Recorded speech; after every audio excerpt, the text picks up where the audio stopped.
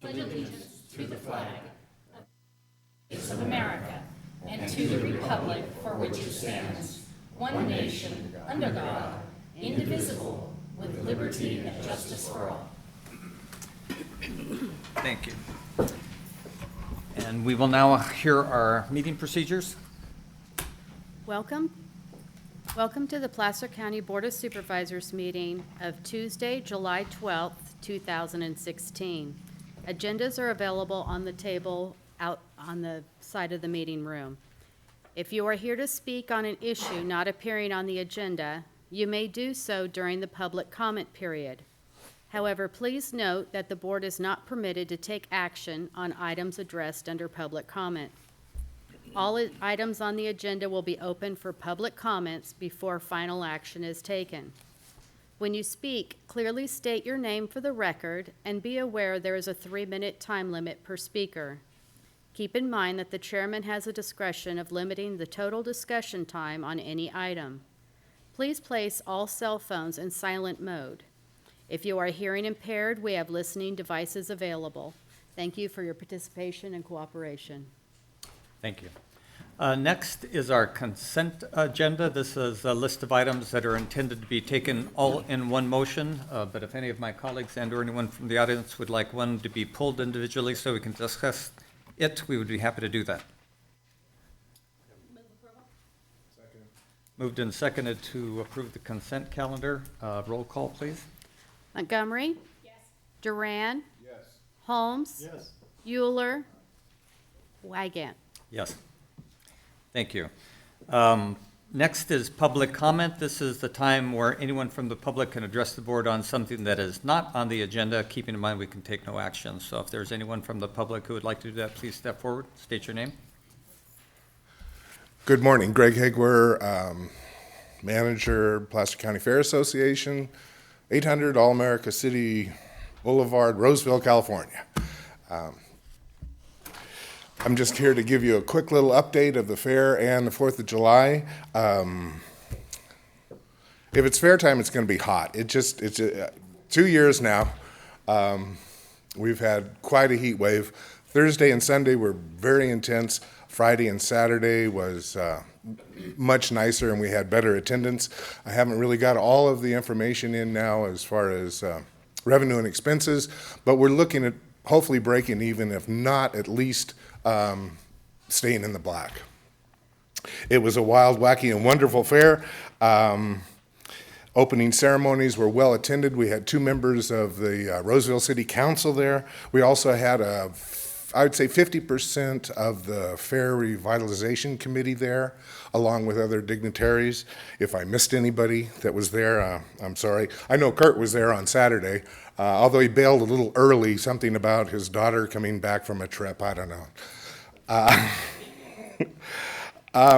Also, we had a sizable representation of the facility services staff members that were there, spent the whole day, brought their families. I think they really, along with the Fair Revitalization Committee, got a real good overview of fair operations and exactly what all goes into the fair. Mark, Nick, Susie, Carrie, and I say they brought their families and they stayed until well into the evening. The fair was well received by the general public. Everybody seemed to have a very good time. We didn't have any major problems or incidents, and along that line, I have to give a lot of credit to the Sheriff's Department and Sergeant Dillinger, who ran that operation. The guys were just great. They were there, they were participated, and they were very friendly. And the 4th of July was wonderful, and we had a great time, and I want to thank you very much for your support. Oh, thank you very much. Is there anyone? Yes. Good morning, Mr. Chairman, members of the board. George Morris, Unit Chief, Nevada Yuba Placer Unit of CAL FIRE and Placer County Fire Chief. I'm here today to give you an overview of the Trailhead Fire and how that played out and from my perspective. The fire started at 3:30 in the afternoon on June 28th at the Ford's Bar area, the Middle Fork of the American River. It established quickly in the bottom third of the canyon and ran towards the Todd Valley community. Early on, at about 16:30, the fire crossed the river into the El Dorado National Forest, into the Otter Creek drainage. At 1800 hours, we entered into unified command with the United States Forest Service, or CAL FIRE did, and evacuations were initiated of the Todd Valley area. Shelters were identified and staffed up, and the EOC was activated. As far as that coordination, that system goes, I don't think it could have gone better. I'm very proud of the interaction with Placer County Sheriff's Office, specifically Lieutenant Borden, in those early minutes and hours of that fire. The evacuations were seamless, and we also had our partners with the California Highway Patrol there, and also all of the firefighting response that came from every fire agency in Placer County and neighboring counties as well. Aircraft was effective on the first night until a drone was identified about an hour before sunset, grounding all aircraft, again placing the Todd Valley community in further danger. Placer County Type 3 team, or incident management team that we've been attempting to stand up over the last few years, was effective in coming in and helping with the logistical effort and also the planning effort for the fire, which is a heavy lift, as we knew this was going to be a large and potentially damaging fire. On day 2, as part of that unified command, we ordered a Type 2 incident management team from the federal government and split the logistical functions of that fire to both sides of the canyon. So with an incident base in Georgetown, Growlersburg Camp, and Forest Hill, respectively. This was a technical, difficult strategy that was employed to deal with this fire, but it was aided by a very stable weather pattern. Now, in further months in the season, that would have been a very different fire.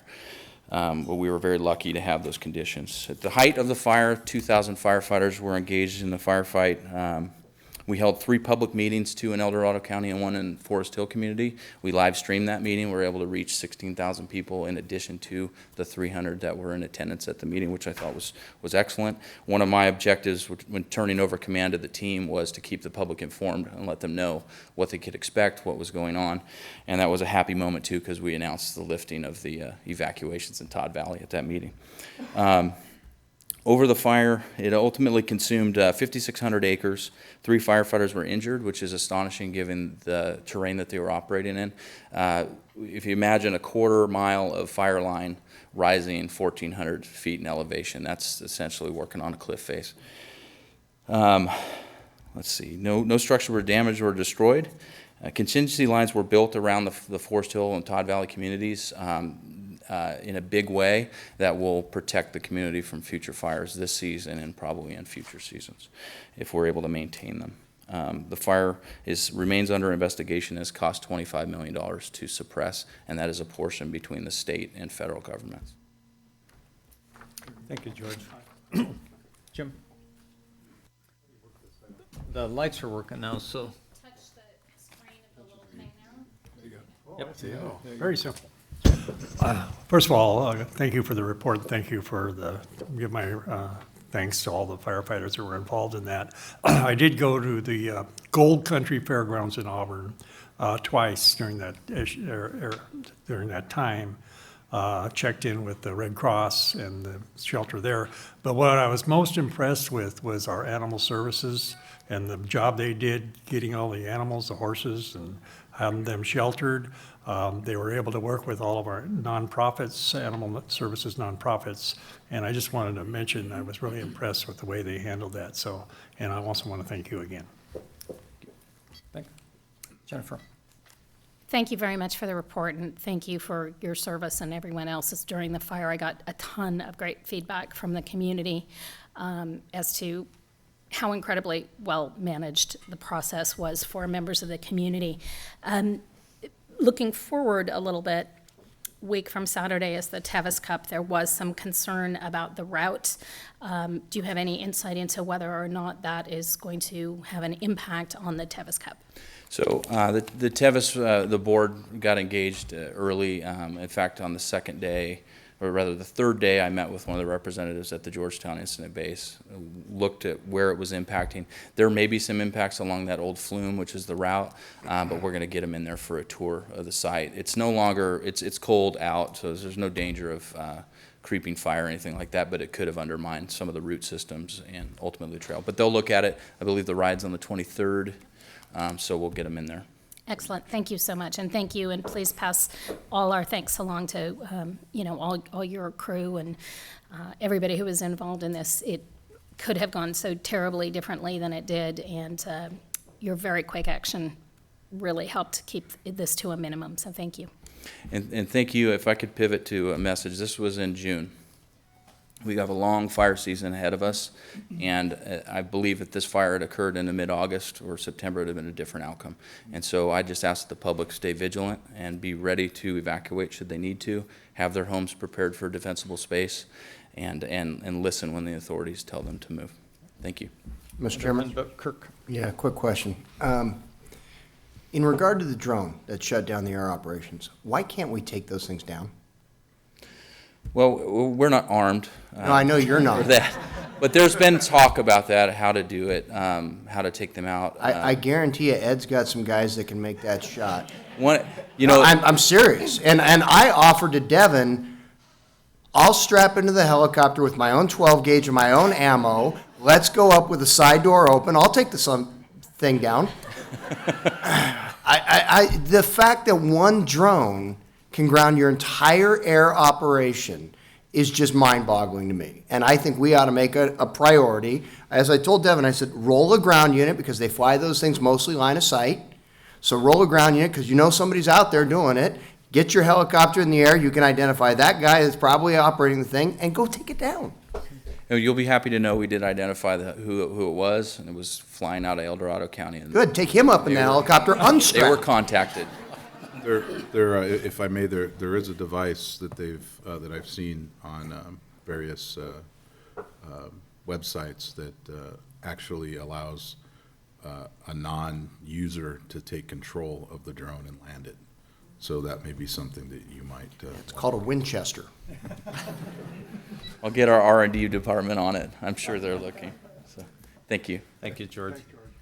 Is there anyone else from the public who would like to address the board on something that is not on our agenda today? Anyone from Tahoe? I see none. Okay, with that, board member reports. Mr. Chair, I just would like to take this opportunity, I don't know if she's listening, but to wish my mother a very happy 29th birthday. And Jack? Yes, I just wanted to make a very quick update to the trip to China. Both myself and Supervisor Holmes's brother, Mike Holmes, former council member, went to Fujian province, which is on the eastern or western side of China, facing the North China Sea. We visited the cities of Fuzhou, Nanping, and Xiamen. We were there approximately 8 days, met with various Chinese local officials, and the purpose of the meeting was to try to start up a sister county relationship with the Fujian province, which is one of the largest provinces in China. And Mike Holmes did some research and discovered that their demographics are not population-wise, because they have probably about 10 to 20 times the population that we do, but as far as our landscape and our land, it's pretty amazingly similar. During the process of going to these 2 or 3 different cities, we met with various city officials to talk about different types of opportunities.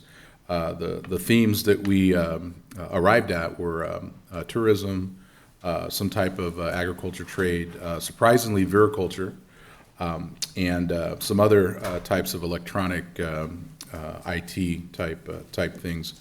That isn't the universe, but those are the primary contacts.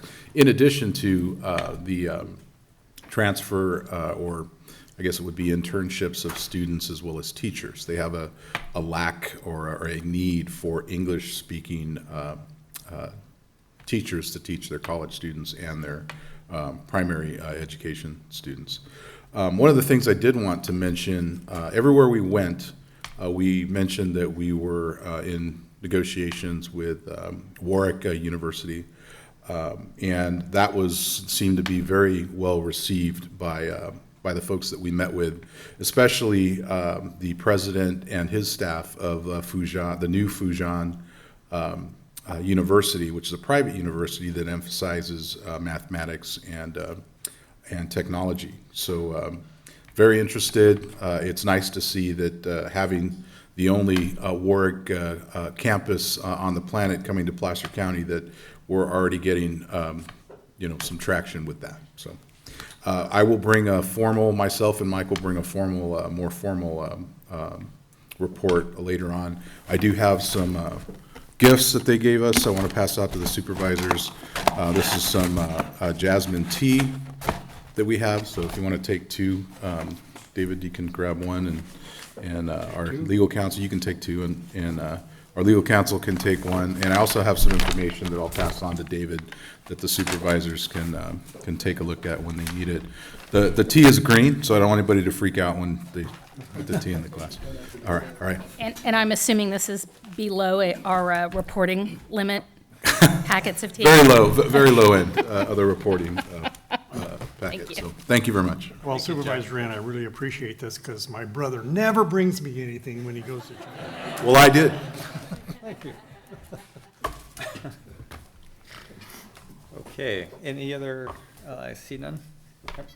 No other committee reports from board members. We'll take up our first timed item, which is a proclamation that I will present recognizing July 17th to the 23rd, 2016 as Probation Services Week. So Marshall, come up, and I'll bring this down to you, and you'll get a chance to make some comments afterward. Great, thank you.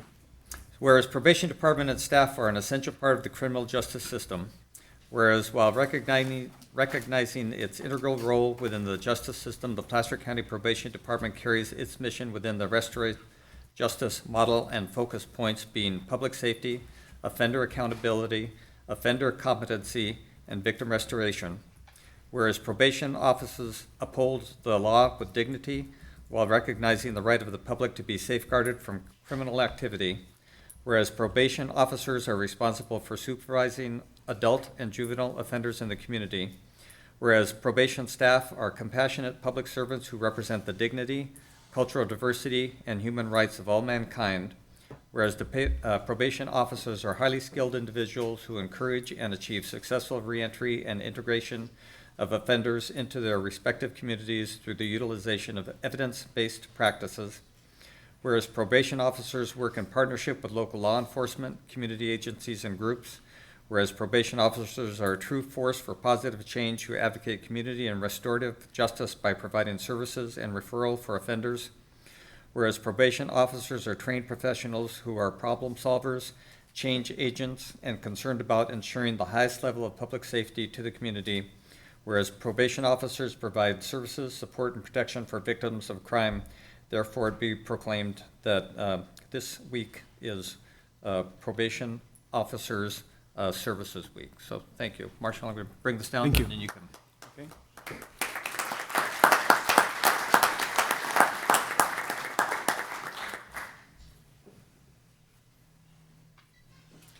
While Chairman Wygant is doing that, I just want to thank you, Marshall, for all the work you've done, particularly here in the North Auburn area.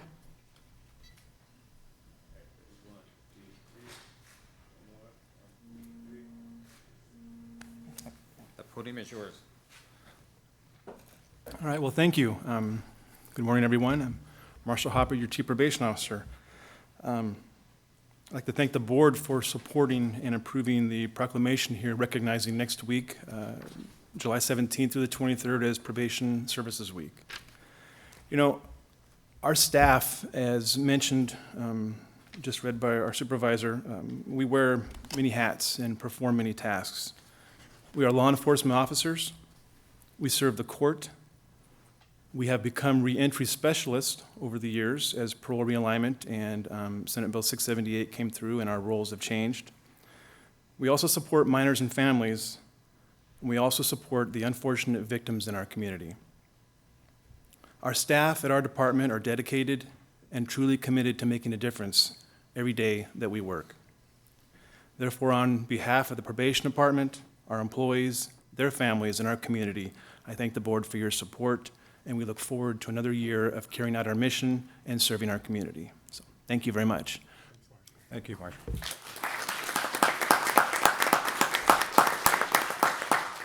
I also forgot to mention that we are having a department-wide barbecue next Thursday at the Auburn Justice Center during the lunch hour, and I would invite any of the board members to attend if you choose to do so. So, thank you very much. Thank you. We'll now take up our 9:10 timed item, which is Health and Human Services. A couple of proclamations. Proclamation honoring Sutter Auburn Faith Hospital for their selection as a Truven Top 15 Health Center.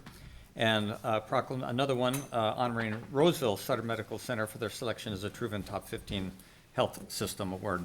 Dr. Oldham. Good morning, Chairman Wygant and members of the board. I'm Rob Oldham, your Placer County Health Officer. This morning, I'm very pleased to come before you asking your board to approve proclamations honoring Sutter Auburn Faith Hospital and Sutter Roseville Medical Center for their selection as Truven Top 15 Health System Award recipients. Sutter Auburn Faith Hospital is a 72-bed acute care hospital that is an integral part of the Auburn community. It provides health care using the latest technologies while maintaining small-town friendliness and charm. Founded in 1966 by a group of caring physicians, the hospital affiliated with Sutter Health in 1989, becoming part of Northern California's most comprehensive healthcare system. Sutter Auburn Faith Hospital is now the hub of a network of Sutter Health services in Auburn and surrounding foothill communities. The hospital services in relationship with the Sutter Health system bring a wealth of resources and advanced technologies that ensure quality patient care. Today, the hospital continues to focus on the needs of the people it serves, advancing with the times and growing with the community. Sutter Roseville Medical Center is an acute care medical facility and is a level 2 trauma center serving a 7-county region that includes Placer, Yolo, Nevada, Sutter, and Yuba counties and portions of Sacramento and El Dorado counties.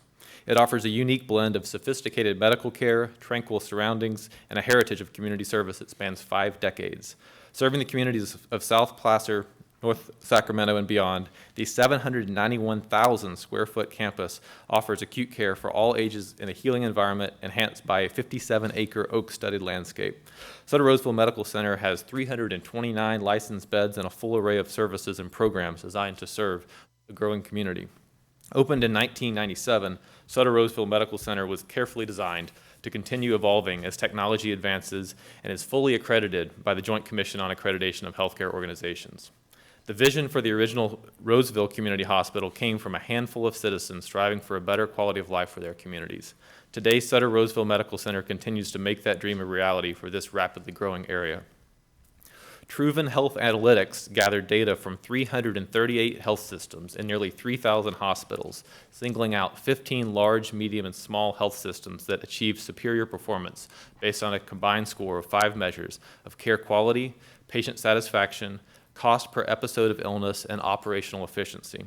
In its 15 top health system study, Truven recognized Sutter Health and Sutter Health Valley Division as 2 of the nation's top 5 performers among large healthcare systems. We're honored this morning to have with us Pat Brady, who is CEO of Sutter Roseville Medical Center, and Mitch Hanna, who is CEO for Sutter Auburn Faith Hospital. Pat, Mitch, and the entire Sutter family are valuable partners in our shared Be Well Placer mission. On behalf of the Department of Health and Human Services, I would like to thank Pat, Mitch, and all the very special staff, doctors, and volunteers at Sutter Auburn Faith Hospital and Sutter Roseville Medical Center for their partnership and for the excellent care they provide each day for our Placer County residents. My family was fortunate enough to experience this great care firsthand recently when our 4th daughter was born at Sutter Roseville Medical Center. So thank you, Sutter Health, and congratulations on this very prestigious award. With that, I'll ask Pat and Mitch to come forward for a photo, and I bring this item back to your board for consideration. Thank you.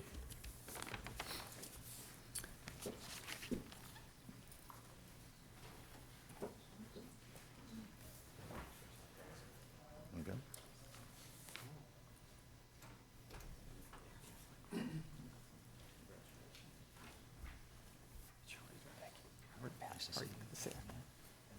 think we're going to do a photo first. They're all told up to do a picture. Always break the camera, so they have to do it twice.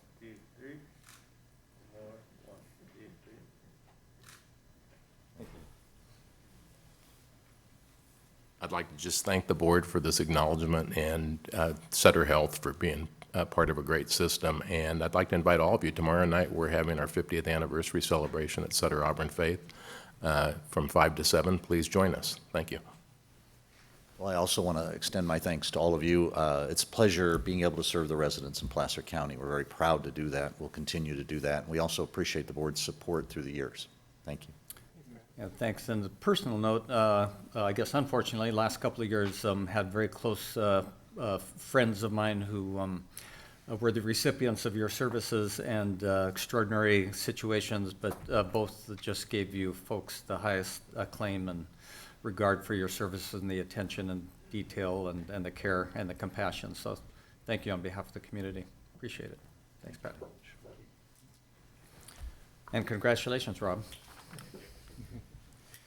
Our next timed item, 9:20, is a presentation from our friends in Coventry, England, Warwick University, and Paul Griffith is going to kick this off. Good morning, Chairman and Board. I'm Paul Griffith, Placer County Economic Development. In 2008, the county approved the Regional University Specific Plan.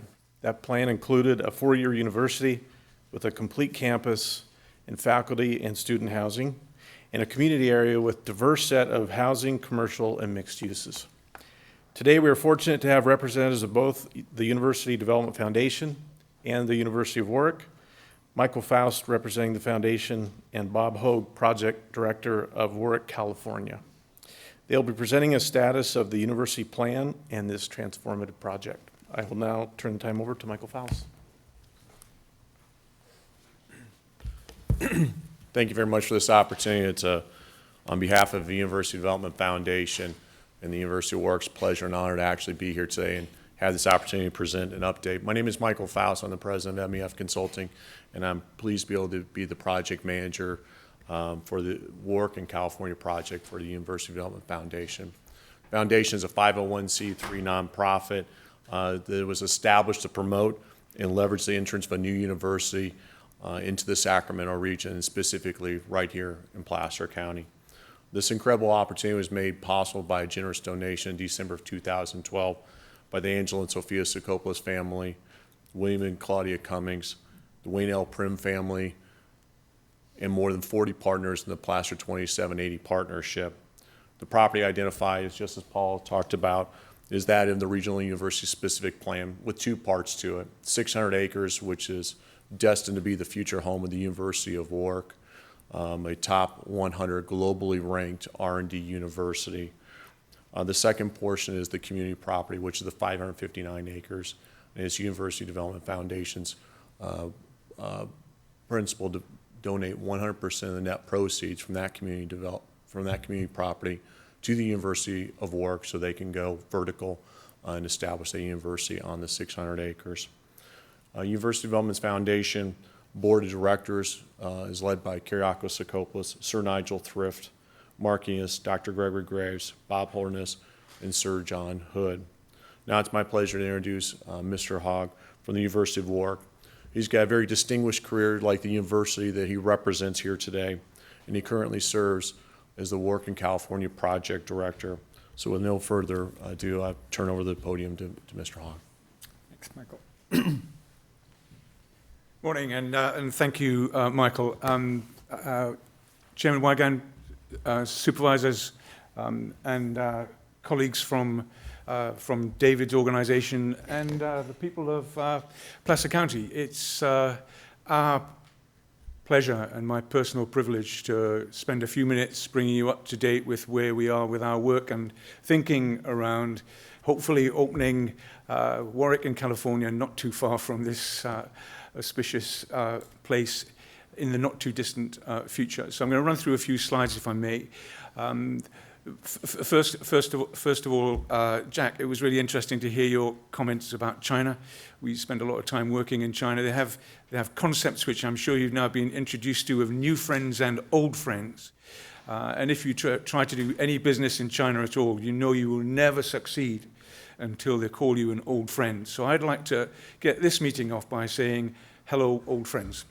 And hopefully that will give a hint of where I think we've got to, and is probably the best expression of our gratitude to the help, the support, and the welcome that we've had from so many people in the region, and the active encouragement we get from everybody to make this thing happen. So this is a step on the journey to making it happen. I hope you find it interesting. We'll be happy to take any questions if there's time at the end, but if there's not, we can certainly continue with the dialogue. So we're going to start with Stuart, is President and Vice Chancellor. He's a new appointment in the last year. He took over from Sir Nigel Thrift, who still sits on the University Development Foundation, as Michael has said, so that continuity is really good. Stuart's really sorry he can't be here, but he does send this message.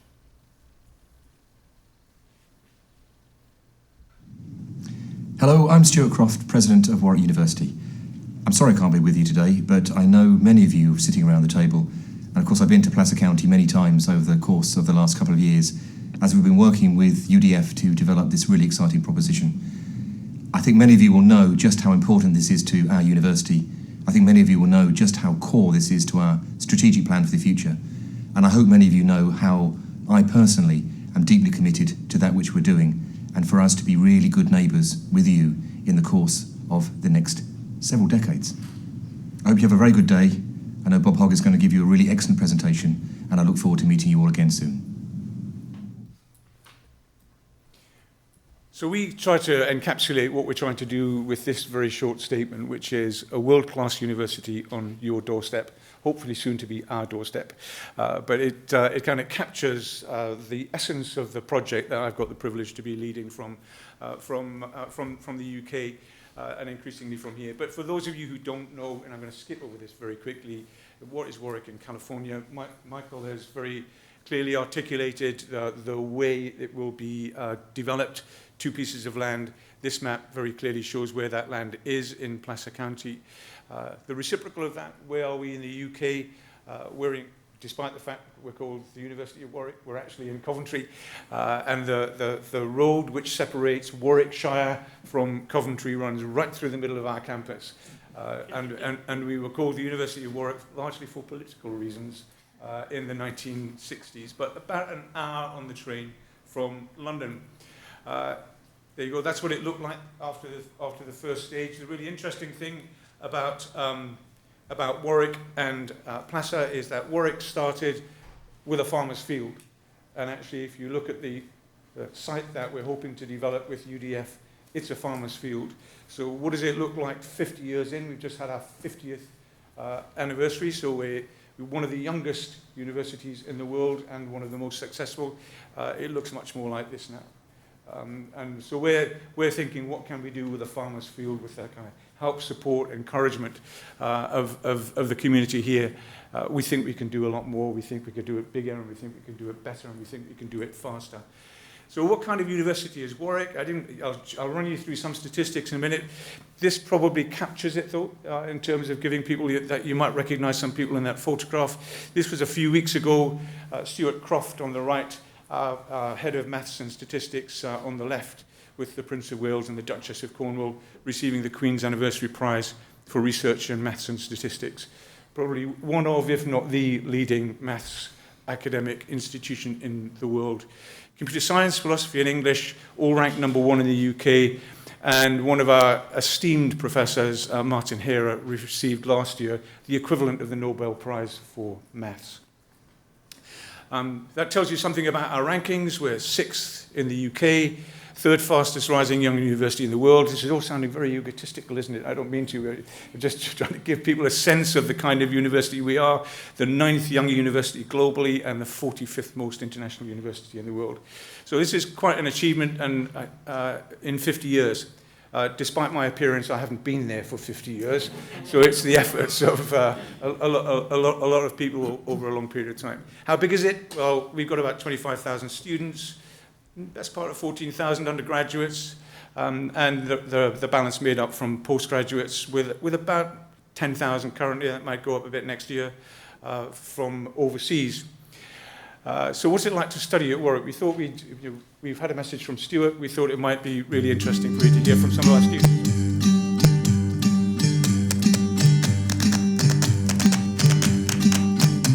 I really wanted the best. I wanted to go to the best university. I had good grades, I could. And that's why I chose Warwick predominantly. I also had a couple of other universities that fit the same criteria. Warwick was the best. I went a little bit further to come here. Your lecturers and tutors are all experts in their field, so you really do feel like you're getting taught by the best. They bring with them a host of experience that shows in the lectures just to meet these people and get their 2 pence on it, you know? It's a great experience, yeah. What makes the learning facilities on campus so great is the sheer variety. We have fantastic new lecture theatres, we have wonderful learning spaces, we have study spaces, we have a flexible library. I think the thing that I've found most distinguishing about Warwick, and I think the students do too, is the flexibility in approach to teaching. I mean, we as staff are encouraged, if we want to try something new, if we want to teach in a different way, go somewhere, bring people in, try a new style of assessment, we're encouraged and supported to do that. And I think that makes teaching at Warwick particularly unique. And there is nothing like that feeling where you see students' eyes light up and you see that same enthusiasm for what you're talking about beginning to infuse them. There's a lot more sort of debate, and that debate is encouraged. So, you know, you don't just go into a seminar and expect to sit at the back and, you know, write a couple of notes. You're really expected to contribute. And, you know, in a lecture, you know, you're with hundreds of other students where you are learning and you are taking lectures, and it is a completely different environment from sitting in a classroom.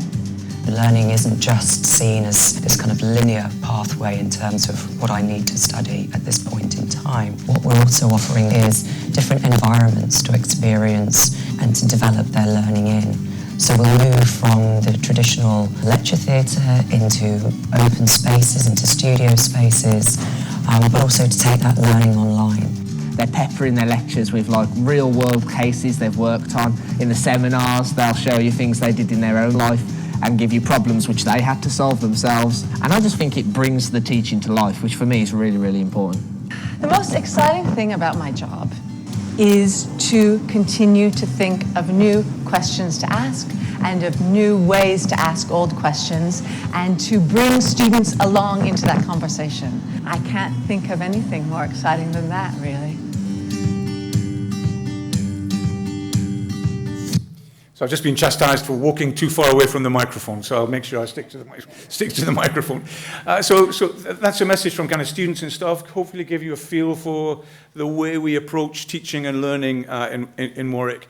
But I thought what might make it real is if you met a student from Warwick. So I'm going to introduce Aaron Tidyman, who's just going to make a few comments about what it's like to study at Warwick, and I think he has a particular local context that's quite important. Hello, everyone. My name is Aaron Tiedemann. I have just finished my second year studying philosophy, politics, and economics at the University of Warwick. And I'm from the U.S. I live in Albany down the Bay, but my mother grew up in Roseville, and my grandparents have lived there for a long time. In fact, my grandfather, Ed Tiedemann, worked for Placer County for many years. Some of you may know him. He looked and saw if he could recognize any of you when he knew I was coming here. But I'm just going to say a few words about what I think is different about Warwick, what's different about the English system of education, what's kind of valuable. So one of the biggest things is that the English system of education in Warwick as itself kind of treats you as an individual and relies on your self-drive. So there are plenty of points of contact, and you can have as much time with staff as you need and as you want, but a lot of what you need to be doing on a daily basis and how you should be acting is up to you and kind of left to your own sort of, left to your own self-drive, which I think is really important, and I think is an important step for guiding students. Another thing is that, obviously I know a lot of people who go to American unis, and one of the biggest things I've heard from them is that at really top-tier universities like Cal, things feel very competitive. I know that people are looking over their shoulder in their classes, that they're competing for the best grade with other people, with the person next to them, and that's something you really don't get at an English university, especially at Warwick. There's no sort of competitive edge. I'm working with people in other departments from me who know something that I can use. I'm working with other people in my department, and it's all based on discussion and sharing of ideas, which I think is really important, and there's none of that sort of, you know, I need to beat this person for that A or for that good grade. And then one of the biggest things that really attracted me to the UK is that I could focus. And so the English system of education, you apply for what you're going to be doing. So I applied for PPE, for philosophy, politics, and economics. because I knew I wanted to do something in that field.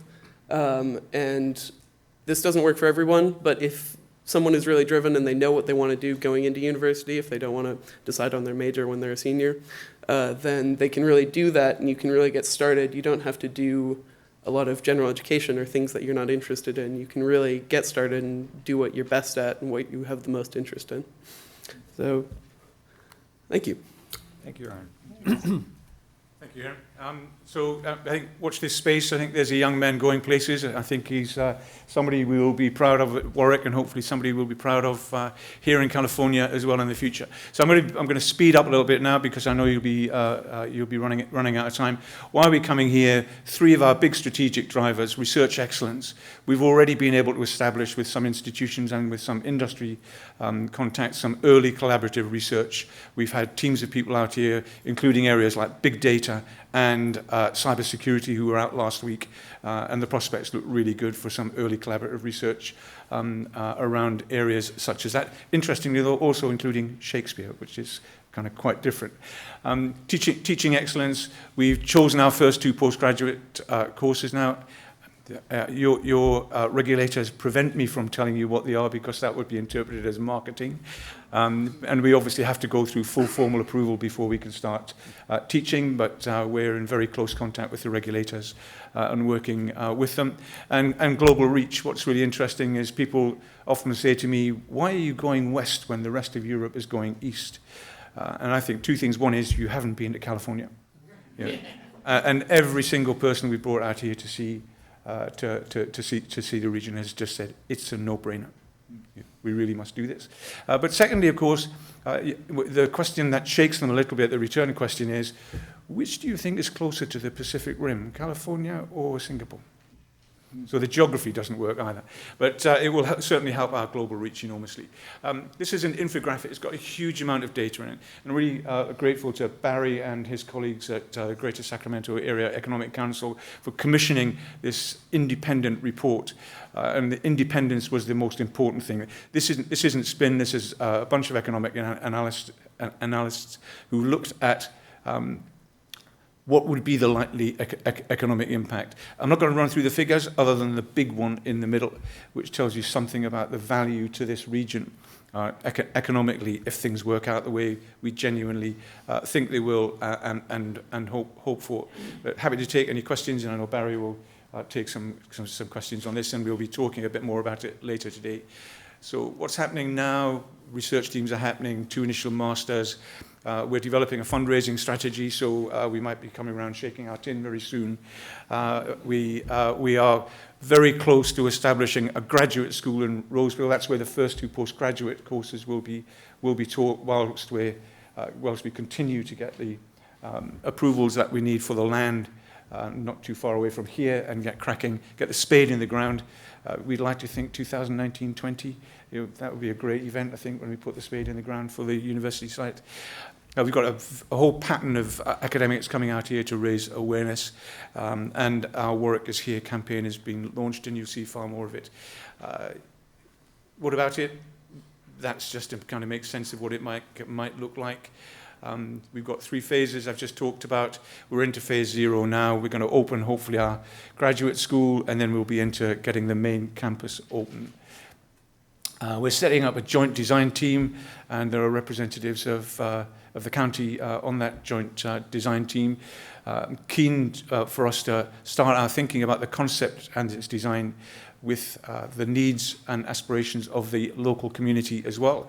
So we will be looking to find as many opportunities as we possibly can to meet members of the community. We want to be good neighbours, but we also want to make sure that we provide facilities and services on the new campus that meet the hopes and aspirations of the people who live and work in Placer County.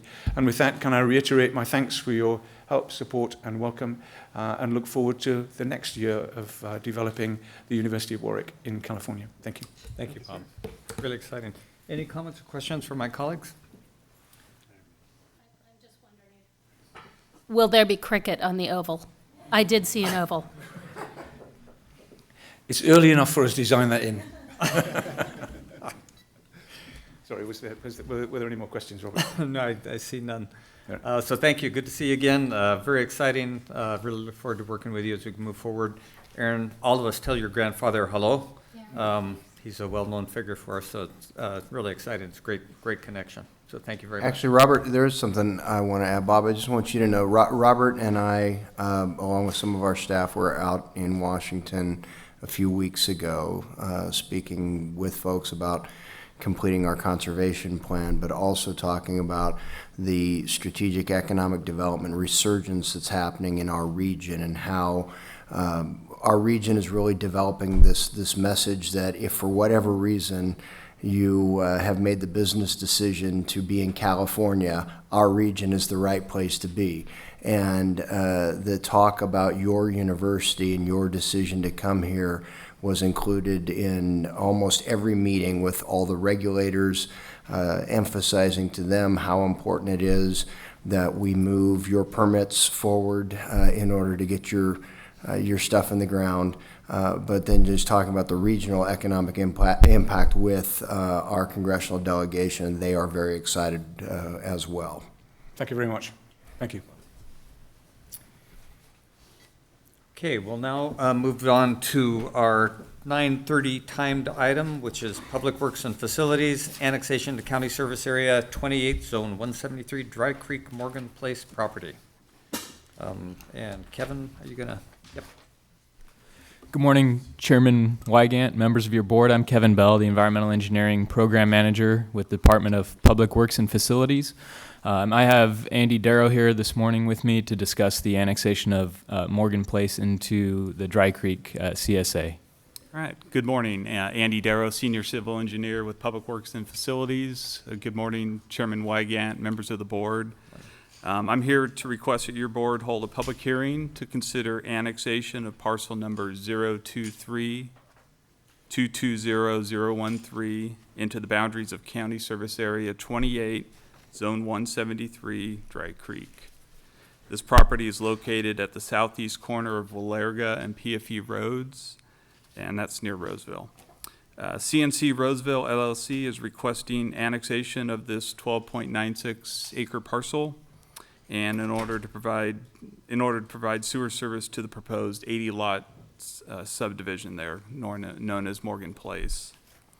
If approved, the applicant will be required to pay the annexation fee in effect at the time they choose to make payment. The current annexation fee is $2,723 per unit. This calculates to a total annexation fee of $217,840 for this 80 lot subdivision. Staff supports this request, and in order to move forward, I request that your board hold a public hearing, and at the end of the hearing, adopt the resolution in the staff report to annex this parcel into the boundaries of County Service Area 28, Zone 173, Dry Creek. And with that, I'm happy to answer any questions you might have. Thanks. Any questions from my colleagues? See none. This is a public hearing. I will open up the public hearing to the people in the audience. Anyone like to comment or ask questions, please come forward, state your name. See none, I will close the public hearing and bring it back to the board for action. Moved and seconded to approve the just discussed annexation. All those in favor say aye. Aye. Opposed? Motion carries. Now we'll take up our 9:40 timed item, which is Public Works Facilities South Placer Wastewater Authority Regional Sewer Connection Fees. Kevin.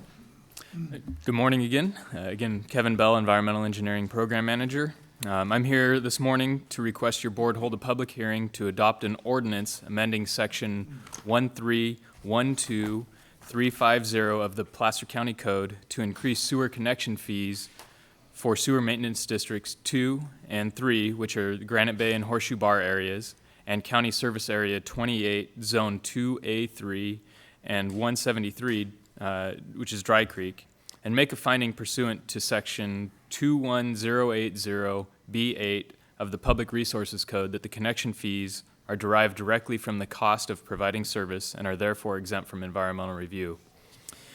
Under the county's agreement with the South Placer Wastewater Authority, wastewater is collected in the referenced sewer service areas and conveyed to Roseville for treatment. The agreement requires payment of a regional connection fee to fund expansions of the treatment plants in Roseville. And it includes an annual inflator based on the ENR Construction Cost Index. The regional fee adjustment for this year took effect on July 1st and is simply a pass-through. The current regional connection fee is $7,232 per equivalent dwelling unit and is set to increase 3.11% to $7,457 per equivalent dwelling unit, with a total connection fee of $8,925 should your board adopt the ordinance. And with that, I'm happy to answer any questions that your board has. Any questions? I see none.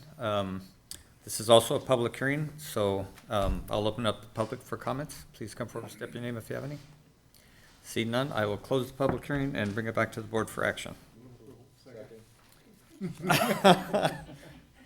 Motion by Holmes, second by Duran. I've got a chair's prerogative. All those in favor say aye. Aye. Opposed, motion carries. We will now go to our first department item, which is Administrative Services Countywide Temporary Staffing, HR Management, Oakland, California. Good morning. Good morning. My name is April Pay. I'm with Senior Buyer with the Procurement Services Division. I'm here to request your approval of item 11A on your agenda to increase a countywide blanket purchase order with HR Management to provide temporary staffing services for all county departments in the amount of $700,000. Excuse me. In June of 2015, your board approved the award of a request for proposals to HR Management of Oakland to provide temporary staffing services for all county departments, and the blanket purchase order was awarded for an 18-month period. It expires in December of 2016. The original BPO amount has been prematurely exhausted due to some excessive needs required by the Elections Department for the recent presidential primary, as well as other county departments as well. As a result, we are requesting your approval to increase that blanket purchase order by $700,000 to a maximum amount of $1,350,000. And with that, I would like to stand for questions. Any question by board members? See none. Anyone from the public like to address this item? See none. What's the pleasure of the board? Motion and second. All those in favor say aye. Aye. Thank you. Thank you. Our next department item is Community Development Resources Sunset Area Plan Update and Placer Ranch Specific Plan. Michelle and Paul and Sherry. Are you going to start it off, Sherry? I think I am. Good morning, Mr. Chairman, members of the board. We're here today to present for the board's consideration a few contract items. As you know, we are continuing forward, pressing forward with the preparation of the Sunset Area Plan, the overall objective of which is to re-envision and rebrand the Sunset Area in order to achieve our county's long-term goal of economic development and bringing primary wage earner jobs to our region. The approved work program is comprehensive and far-reaching. With the economic market analysis, the existing conditions report, and the opportunities and constraints report now complete, staff has turned its attention to reviewing the draft land use plan, which I hope to bring forward for your board's consideration later this summer. As you are aware, critical to the success of the overall Sunset Area is the advancement of the Placer Ranch Specific Plan, a property of which is located entirely within the Sunset Planning Area. Placer Ranch will provide the opportunity to deliver the necessary backbone infrastructure to the area, as well as provide a critical catalyst for job creation. Your board directed staff to initiate the processing of the Placer Ranch Specific Plan in April.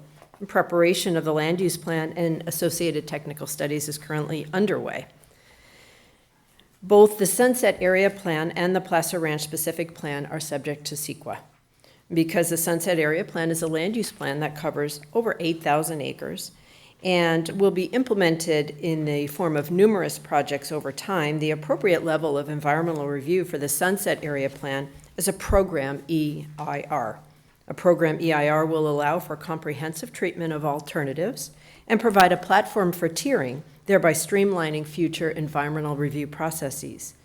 However, because the Placer Ranch specific plan is much more detailed and includes a proposed large lot subdivision, the EIR would evaluate Placer Ranch specific plan at a project level of detail.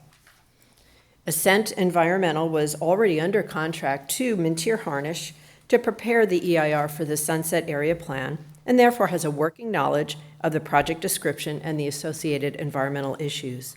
Combining the two analyses into one EIR to be prepared by Ascent will provide for a more efficient and cohesive environmental analysis. The Ascent draft contract and scope of work are attached to your packet. The tentative project schedule of milestones and deliverables is the only element remaining to be finalized. In the interest of expediting the preparation of this contract and commencing work, staff has elected to bring forward material terms for the board's authority, for the board to authorize the finish of the preparation of the contract, ultimately for the board's chair's execution. The total cost estimate to prepare the EIR for the Sunset Area Plan, including the Placer Ranch specific plan, is $140, plus a contingency of $50,000 to be reserved and used only if necessary. And this amount includes the $172,535, which would come from the fiscal year 2016-2017 Planning Service Division's Professional Services Fund. And this was previously allocated to the Mintier Harnish contract. The amount will be supplemented by an additional $618,605 from the County Executive Office. And part two of why we are here today is as a result of the inclusion of the Placer Ranch specific plan EIR, it does impact the current Mintier Harnish contract.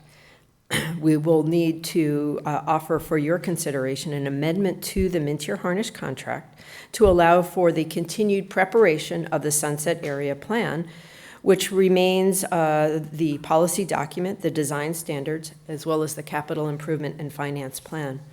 The contract amendment before you today will enable Mintier Harnish and its team of subconsultants to carry out the specific and critical coordination effort with the Placer Ranch team.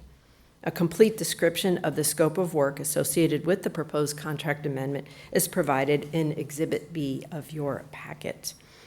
The cost associated with the scope of work with Mintier Harnish is $111,165. Funding for the contract amendment is available in the 2016-2017 Planning Services Professional Services Fund.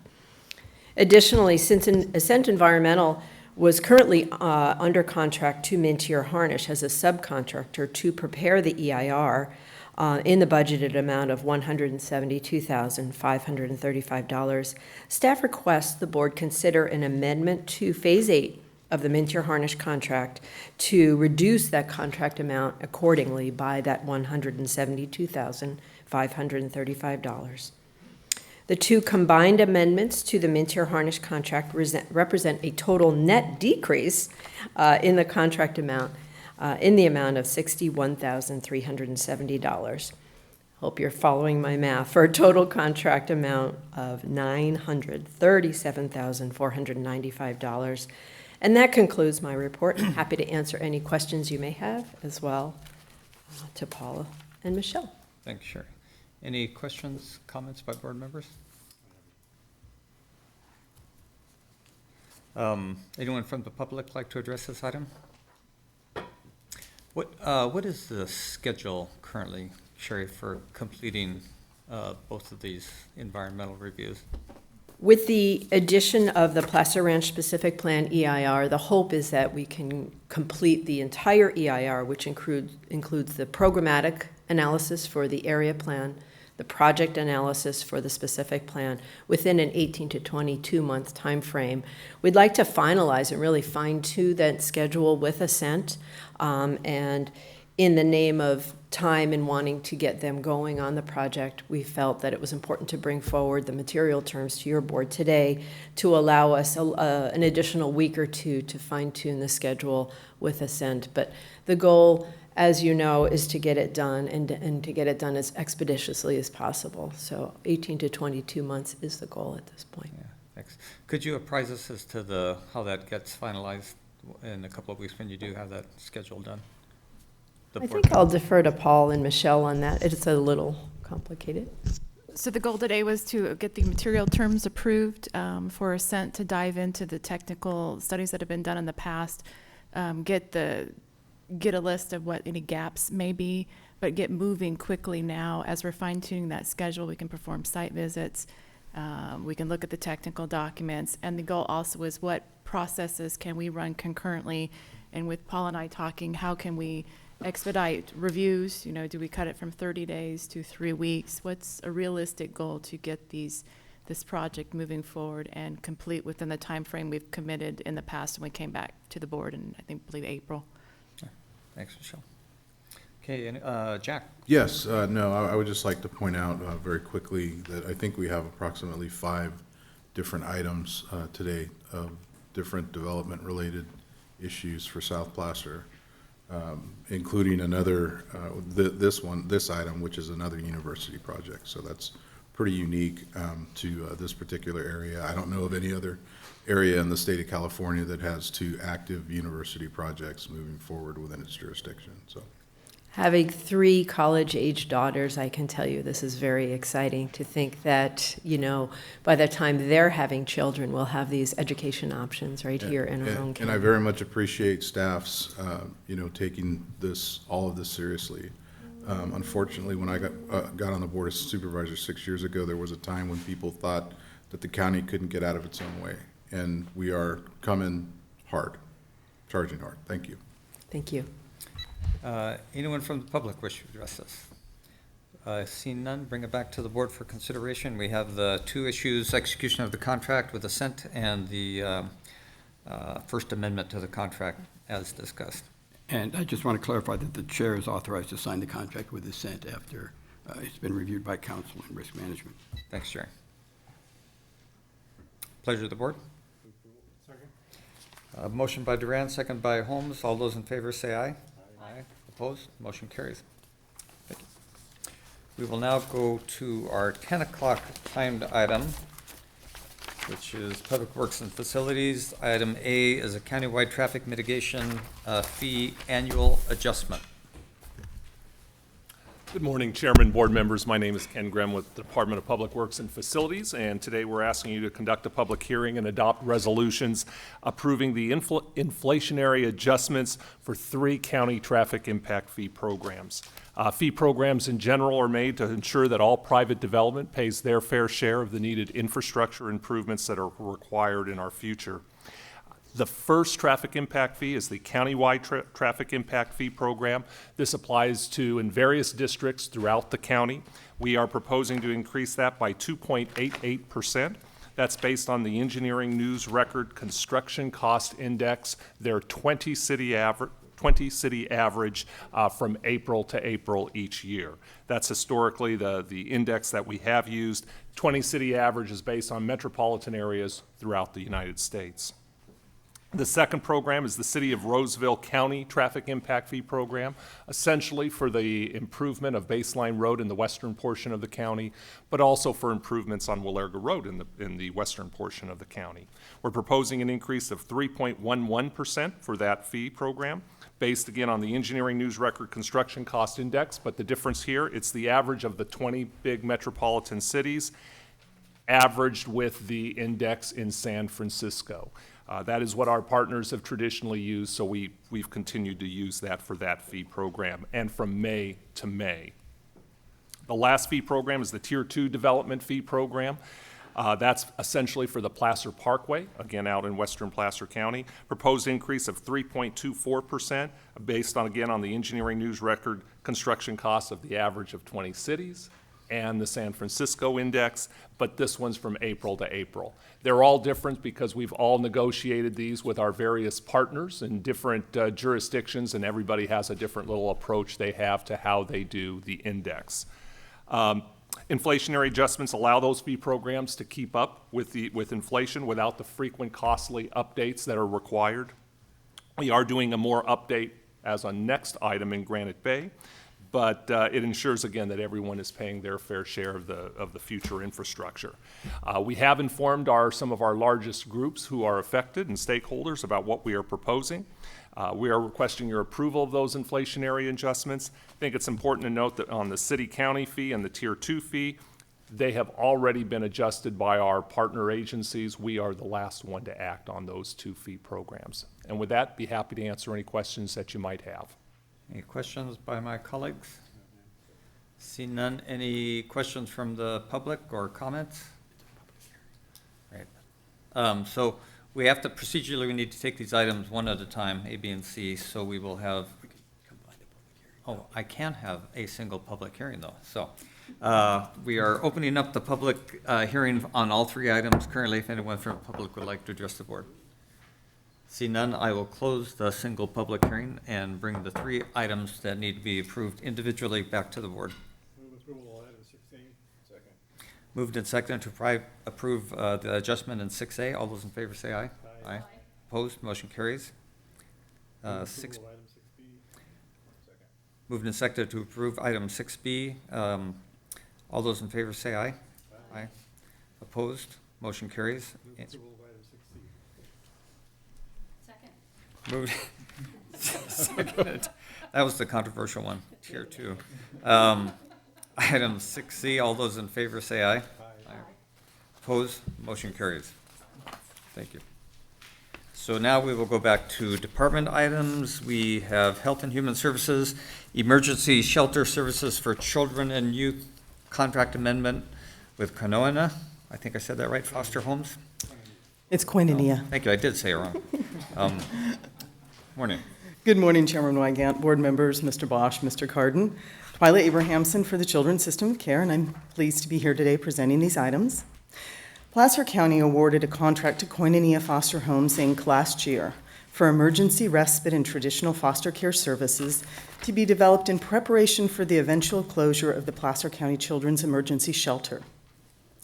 The shelter will be closing by January 1st, 2017, in accordance with requirements from the California Department of Social Services in response to legislative action AB 403, known as Continuum of Care Reform. Your board showed good foresight in planning and approving this contract last year in order for us to determine how successful we would be recruiting enough emergency foster homes to make this transition. As this recruitment has been occurring, it has become clear that there are limited families willing to become certified foster homes for older teenagers and for those with behavioral and mental health challenges. With this proposed amendment, Koinonia will be providing 6 dedicated beds in a family-like setting for these more difficult-to-place youth who require emergency foster care. The family-like setting will be a licensed certified home with additional supports including crisis intervention, specialty mental health services, supervised visitation, after-school care, and transportation to the youth school of origin. The beds in this home would only be used when an emergency, treatment, or traditional foster home is unavailable. This is an important piece of the emergency shelter continuum that has been identified as needing development. We're requesting that the board take the following action. Approve the second amendment to this contract with Koinonia Foster Homes to increase the total compensation by $318,219 for a revised aggregate amount of $1,073,754 to provide this expanded emergency foster care service for children and youth through dedicated beds in a family-like setting. This amendment is fully funded through state and federal sources with no county general funds required, and it is included in the department's fiscal year 2016-17 proposed budget. We're requesting also that your board authorize the Director of Health and Human Services to sign amendments not to exceed 10% of the total contract amount. And I'd be happy to answer any questions. Any questions? Seeing none. I don't have a question, I just have a comment. last week or the week before, I was able to attend the ribbon cutting for Tracy's Place of Hope, which is run by Koinonia. Tracy was Fred and Angela Bolitnikov's daughter, who was murdered in 1999. And the Bolitnikov count, those of you who don't know, he was a wide receiver for the Oakland Raiders in their glory days. Oh, you're from there? I know you would. Anyhow, it was the Bolitnikov Foundation raised, I don't know how, they bought a house, they completely remodeled it, including the swimming pool, the yard. They have volunteers from all the construction trades came in, and the Raider organization contributed. It was you were there, it was a very, very great celebration to see how people can get together and do something of value for these young girls that find themselves, displaced. So anyhow, I just had to thank you for being there and just mention that it's on King Road in Loomis. If you drive by there, it's really, really a nice facility. And I move approval. Second. Moved and seconded. Is there anyone from the public who'd like to address this? See none. All those in favor? Aye. Opposed? Motion carries. Thank you. And item B is mental health services, also contract with several private network providers that include Kids First, Latino Leadership Council, Lighthouse Counseling, Family Resource Center, Native Alliance of the Sierra Nevada Foothills, and Whole Person Learning. This is Twyla Abrahamson again, now presenting for the Children and Adult System of Care. California voters passed Proposition 63, known as the Mental Health Services Act, or MHSA, in 2004, which established a county and community partnership to provide mental health services to those challenged with these issues and to address the needs of underserved populations. Since implementation in 2006, MHSA funds have been used to effectively deliver community-based mental health services, intensive crisis services, housing and ongoing supports to the seriously mentally ill, and a large number of well-researched and evidence-based prevention and early intervention programs, all without local county dollars. Placer County's required steering and approval committee for MHSA is locally known as the Campaign for Community Wellness, and this group has overseen and reviewed the progress of each of these contracts we are bringing forward before you today. We are requesting that your board take the following action. Approve the 5 contracts extending services as a result of RFP number 10351 to provide MHSA-funded services from July 1st, 2016 through June 30th, 2017, in an aggregate amount not to exceed $2,411,006 with no net county cost. We are further requesting that you authorize the Director of HHS to sign subsequent amendments up to a total of 10% of each contract amount.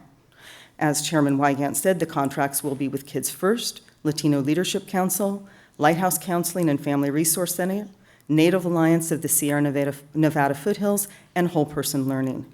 Total expenditures under these 5 contracts are included in the department's 16-17 proposed budget. Thank you for your consideration, and again, I'm here to answer any questions. Thank you. Any questions? See none. Anyone from the public wish to address this item? Seeing none, I'll bring it back to the board for action, which of course is just discussed 5 contracts. It's a motion by Montgomery and second by Holmes. All those in favor say aye. Aye. Aye. Opposed, motion carries. And item C is the contract with Uplift Family Services. This is my 3rd one, Twyla Abrahamson for the record for Children's System of Care. The Children's System of Care is mandated by the State Department of Healthcare Services to provide a range of mental health services for children, youth, and families. Some of these services are provided by experienced private therapists and counselors in the community, as we've discussed in prior board items, and some are provided via organizational providers.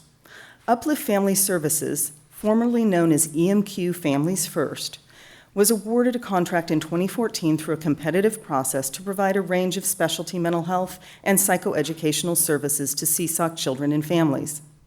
In February of 2015, additional state funds became available through the Mental Health Services Act local planning process to provide rapid outreach and engagement for children referred to child welfare services, and to also establish a partnership with the Placer County Sheriff's Office to deliver mobile crisis response services to children and families. Through all of these programs within Uplift Family Services, it is anticipated that more than 400 of Placer's youth and family will be served this year, diverting the youth from more costly foster care and intensive treatment settings.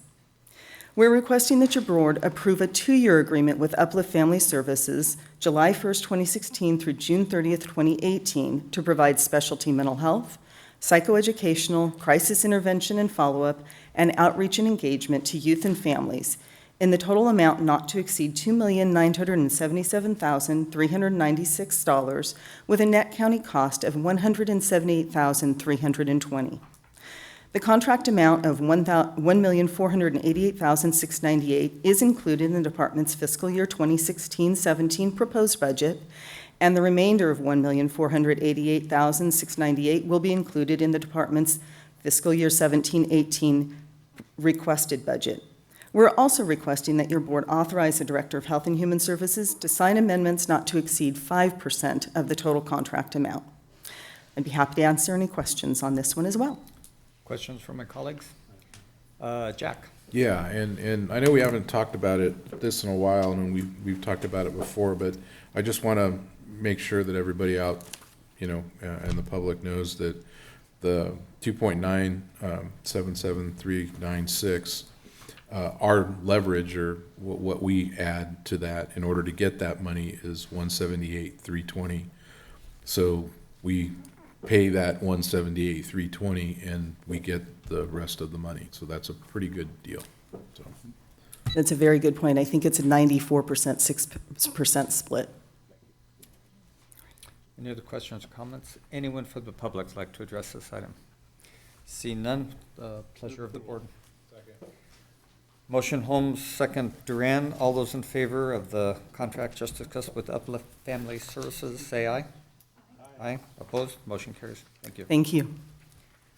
We are now going to jump back to our 10:15 timed item, which is Public Works and Facilities, Granite Bay Capital Improvements Program upgrade to infrastructure projects. Ken.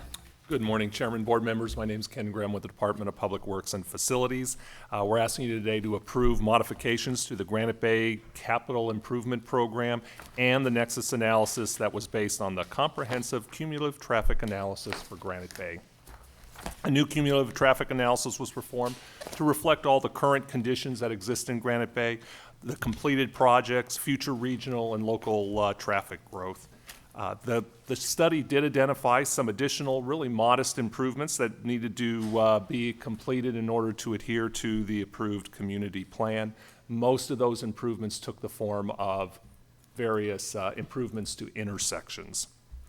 The whole intent of the Traffic Impact Fee Program, as I've mentioned before, is to collect funds from new development to ensure that they pay their fair share of the future transportation infrastructure. The Capital Improvement Program is proposed to be modified based on updated project costs, modifications to some of the improvements that are included in there, and the costs of some past completed projects, particularly the Auburn-Folsom widening project, which was probably the largest project in Granite Bay and is now completed. Your attachment shows what those changes are, line item by line item. We are actually proposing that the fee be increased today. It is at $6,094 per dwelling unit equivalent. We are proposing that that goes up to $6,341 per dwelling unit equivalent. That's an increase of 4.05%. But I will say that your board in its action 15 minutes ago did approve an inflationary adjustment. They are not additive. And so we are talking about in that item 15 minutes ago, you increased the Granite Bay fee to $6,269. We are now only increasing it to $6,341, which is technically only a 1.1% increase in the fee. And with that, we would be happy to answer any questions that you might have. Questions from my colleagues? Jack. Yeah, and in looking at the methodology, I just need to confirm that the methodology used was consistent with what other areas use to determine these allocations. Absolutely. What we do is we take based on all the approved development we intend to have in an area based on the community plan, we determine what infrastructure is needed to meet the community plan policies and goals. We take that and we divide that cost of those improvements over all the remaining development in a district. And that's exactly what we did here. Thank you. See no other questions. This is a public hearing, so I will open the public hearing for any comments from the public. Mr. Chairman, members of the board, Marcus LaDuca, 3200 Douglas Boulevard in Roseville. I'm here to actually urge you to approve this and adopt the fee increase. A special thanks to staff, to Ken Graham and Stephanie Holloway, particularly for bringing this forward.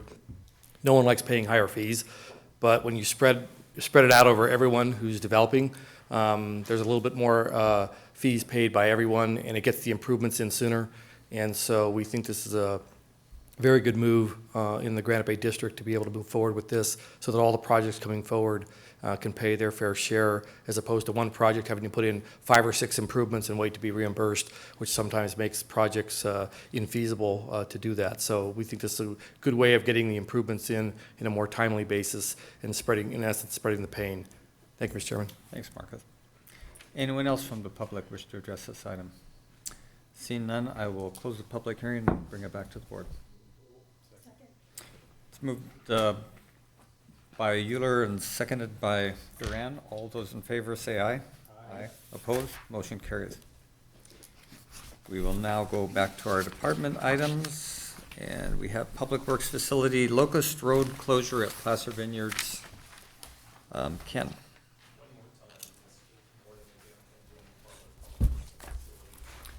Is your microphone? Sorry. Is that better? Yep. There we go. Thanks. I'm asking you to adopt an addendum allowing for the closure of Locust Road. In addition, approving the 2 closures that we are proposing on Locust Road and approving the plans and specifications for those closures. On January 5th of this year, your board heard a presentation discussing alternatives on Locust Road in the western area of the Placer Vineyards specific plan. At the conclusion of that meeting, your board directed us to do the following. First off, proceed with the 2 closure option that was discussed on that day. One of those would be constructed immediately. The second closure would be constructed in the future when the Placer Vineyards specific plan connects another road up to Locust Road that would require the additional closure at that time. In addition to that, your board asked that the Placer Vineyards specific plan property owners pay for the environmental review that was required, which they have done, and that they also agree to fund any additional improvements that might be required by the closures on Locust Road. And they have done that, and they are actually relatively modest types of improvements. So the communities within Placer County as well as northern Sacramento County on Elwyn Avenue are both supportive of the 2 closure option. The West Placer Municipal Advisory Committee has supported the 2 closure option. The Placer Vineyards specific plan property owners have approved or blessed the 2 closure option. And finally, the County of Sacramento has also expressed their support for this option. So we're asking you today to approve the addendum, approve the closures, approve the plans and specs. And with your board's approval today, we would anticipate that first closure would be installed within the next couple of months. The 1 closure is ready to be constructed after appropriate public noticing of that closure. And with that, be happy to answer any questions that you might have. Thanks. Thank you, Ken. Jack. Yeah, Ken, I just want to thank you and your department for bringing this item forward. Over the last couple of years, this has been a very interesting project, to say the least. And I appreciate the fact that we were able to bring together the developer and the residents of both Placer County and Sacramento County to sit down and work through all of the details of the road closure in order to get to this point. So I think it's a win-win for everybody around, and I just want to say thank you for your efforts here. You're welcome. Seeing no other comments, is there anyone from the public who'd like to address this item? Please state your name for the record. My name is Kelly Welty, and I am a resident of the Elwyn, the Sacramento area, and I just want to publicly thank Ken Graham, Stephanie Holloway, and the Board of Supervisors for proceeding on the closure, the double closure of Locust Road. So thank you. Anyone else from the public like to address this item? See none, bring it back to the board for consideration. Moved and seconded. All those in favor say aye. Aye. Motion opposed? Motion carries. Next item, County Exec Agreement, Placer Ranch Proposal and Authorization to file applications. And so Michelle, Michelle and Paul again. Good morning, Michelle Kingsbury with the County Executive Office. Sherry Conway earlier gave a very comprehensive overview of where we're at with the Sunset Industrial Area Plan update. This is another step forward in both the Sunset Industrial and Placer Ranch specific plan process. The item before you today is seeking your approval to enter into and for the county executive to execute an agreement with the property owner of the Placer Ranch specific plan, Placer Ranch Inc. And I'll go through kind of what the agreement says, and also your permission for us to begin to file applications with agencies for review of technical studies and any of the other necessary steps to continue processing the Placer Ranch specific plan. The agreement before you today is largely an administrative agreement which memorializes the direction that your board provided staff to incorporate the Placer Ranch specific plan into the Sunset Industrial Area Plan update process.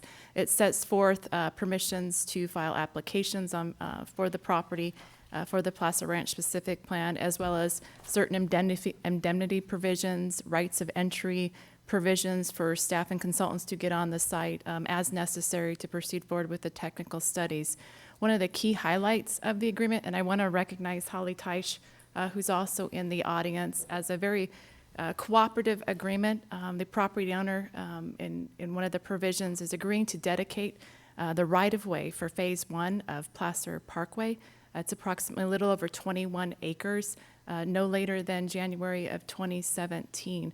It's a critical element for the county as we proceed forward to going to construction, I want to say completing 2020, looking at Ken, for Placer Parkway Phase 1. It's a critical element to connect up to Foothills Boulevard, opening up the entry points into Placer Ranch, as well as the Sunset Industrial Area, and really getting that traffic flow in there and jump-starting development there. And as mentioned with Warwick University this morning, coupled with Placer Ranch and the Sac State Satellite Campus component, the economic return as well as the quality of life returns for these university developments are immense for our region. Quite a privilege. It's a lot of hard work, but to continue forward and working on this project. With that, want to acknowledge Cedra and Paul's cooperation as well as looking at ways to expedite this process as we move forward. You'll be seeing a lot of us as we come back with various elements of this specific plan. That concludes my very brief presentation, certainly recognizing Holly and the cooperative efforts, and I think it's quite a milestone for the dedication of the right-of-way for Placer Parkway Phase 1. Certainly open to answering any questions that you may have, but otherwise staff is requesting your approval to enter into the agreement and also permission to file the applications and other necessary documents to continue forward on the specific plan process. Thanks, Michelle. Jack. Yeah. Again, I want to thank staff for bringing this item together and bringing it before the Board of Supervisors. I stand corrected. There are 6 items in South Placer that are moving forward. Very proud to see a lot of movement here. As many of you know, there was a lot of division and divisiveness over this particular project, where it was going to be, yada, yada, yada. That's been put to rest. It's now in the county. And now is the time for everybody in local jurisdictions to come together and try to figure out, the best way to do things. And I'd be more than happy to sit down and continue to foster those relationships. I do want to thank Supervisor Wygant. This is in his district. I want to thank staff members as well as Holly Tishy for having the faith in the county that we would move on this as quickly and as expeditiously as we can. So thank you. Thanks, Jack. Any other comments or questions? Anyone from the public wish to address this item? See none, I'll bring it back to the board. Moved and seconded. All those in favor say aye. Aye. Opposed? Motion carries. Thank you. Item B, County Exec, is Correctional Food Services Request for Proposal Update. And Becky is going to present that for us.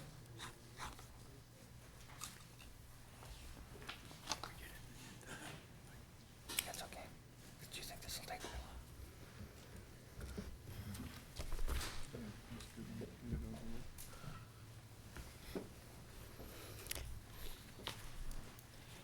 Good morning, Chairman Wygant, members of the board, Becky Riggin from the County Executive Office. I'm joined this morning by Jonathan Schmidt from the County Executive Fiscal Team. The action requested from your board today is to receive an update on the results of the request for qualifications process for correctional food services and to provide staff direction on negotiating with the top-ranked Aramark Corporation of Philadelphia to assume provision of correctional food services. As your board is aware, Title 15 correctional regulations require the county to provide meals for its correctional populations and to juvenile wards in our care. The probation department has done a great job of managing the food services program since 1985 and currently provides nearly 2,500 meals per day with a full-time staff of 13, augmented by approximately 40 to 55 inmate workers per day.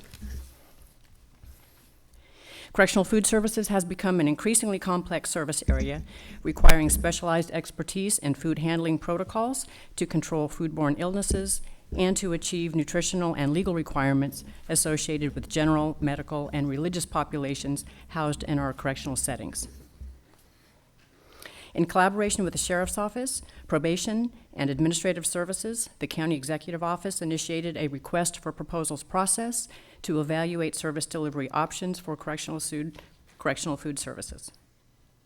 3 firms responded to the RFQ, and the evaluation panel, comprised of the above-mentioned departments, selected 2 firms for interviews and presentations: Trinity Services Group Incorporated and Aramark Corporation.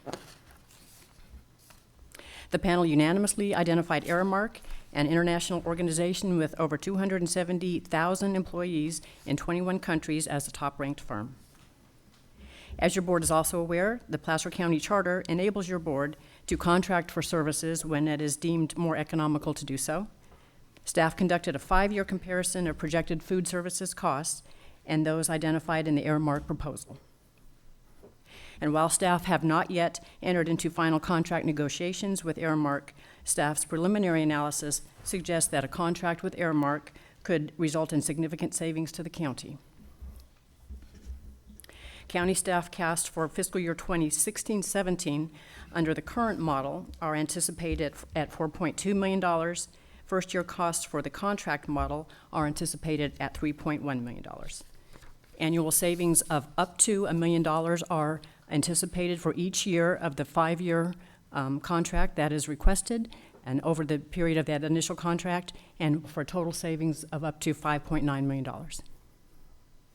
Should your board direct staff to begin negotiations with Aramark, and should negotiations result in savings to the county of this magnitude, we would anticipate returning to your board in late August with a request to award the contract for the full delivery of correctional food services, along with a plan that addresses the transition from a county department to an outsourced model.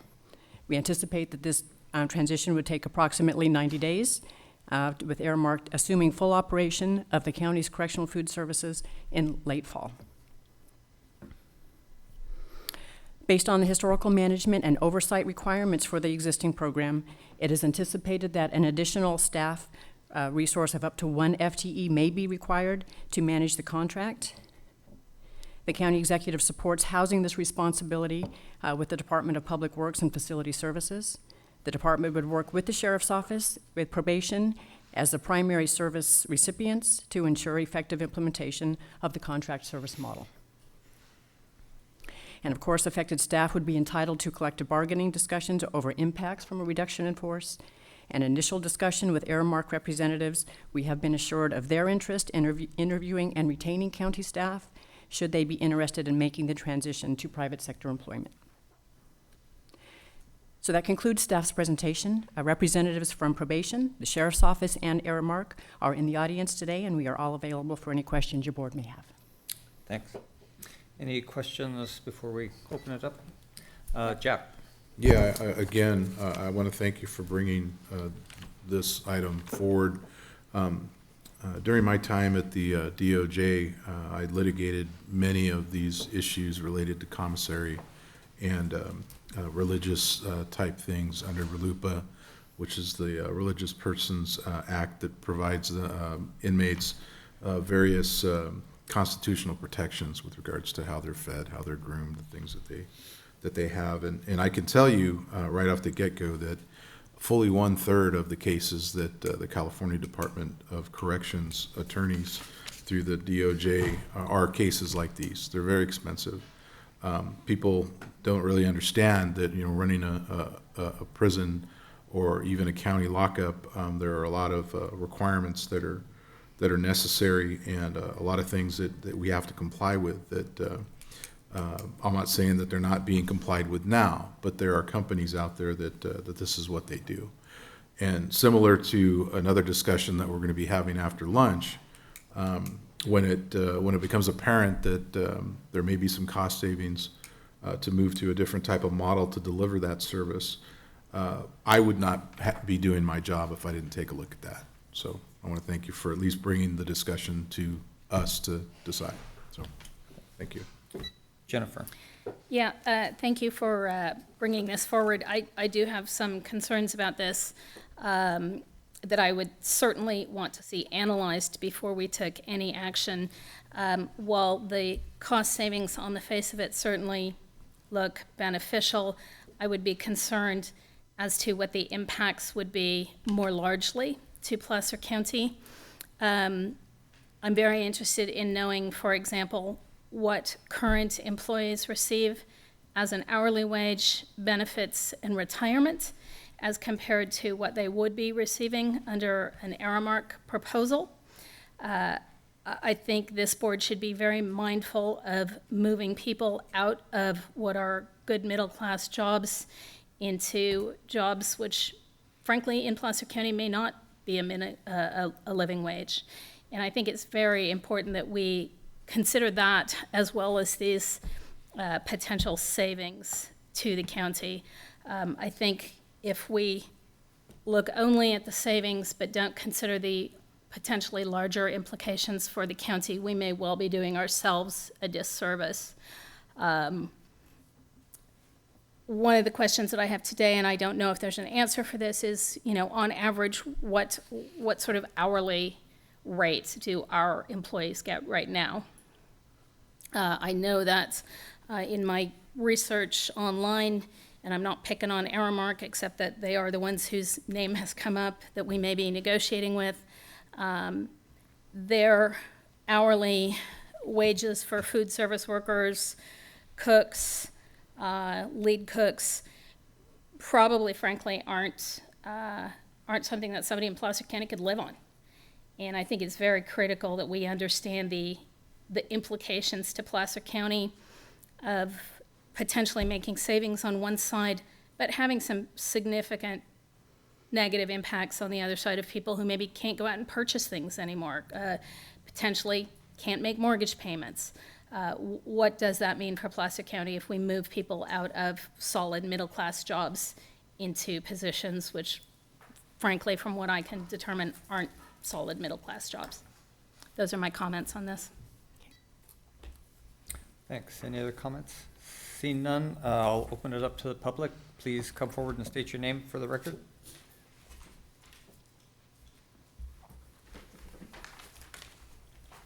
My name is Marie Nelson. I work for Placer County. I work in the jail central kitchen. I'm the account clerk. As you're all aware, the RFP has selected to go forward with Aramark to take over the food services for both county jails as well as the juvenile detention center. I feel that this decision has been made in error and with willful disregard for the potential side effects of privatization. In the last 10 years, there have been no fewer than 95 cases in which Aramark or its employees have been involved in smuggling of contraband, sexual misconduct, and gross food safety violations in all areas of the company's operations, be it hospitals, school districts, universities, and of course, correctional facilities. In one particular concerning case, the state auditors discovered that Michigan Department of Corrections had been overcharged more than $3 million for inmate meals. Is the county willing to accept the liability in the event of similar incidences within our facilities? The Aramark Corporation claims to be capable of saving Placer County roughly $1 million. In my opinion, having been directly involved in bookkeeping for the jail kitchens, I believe this is only possible if food portions are slashed to the bare minimum standards allowed by law. Inmates will notice their smaller portions. They will react accordingly. Disgruntled inmates are, of course, direct threat to the safety of all jail staff. Is the county willing to accept increased risk for jail staff due to diminished overall morale? 13 county employees work in the jail kitchens. 11 of those live in Placer County. These employees pay property taxes, sales taxes, and patronize local businesses. These employees have a vested interest not only in their jobs, but in the county as a whole. They understand that what it takes to work with these inmates, many of whom would be in state prisons if not for AB 109.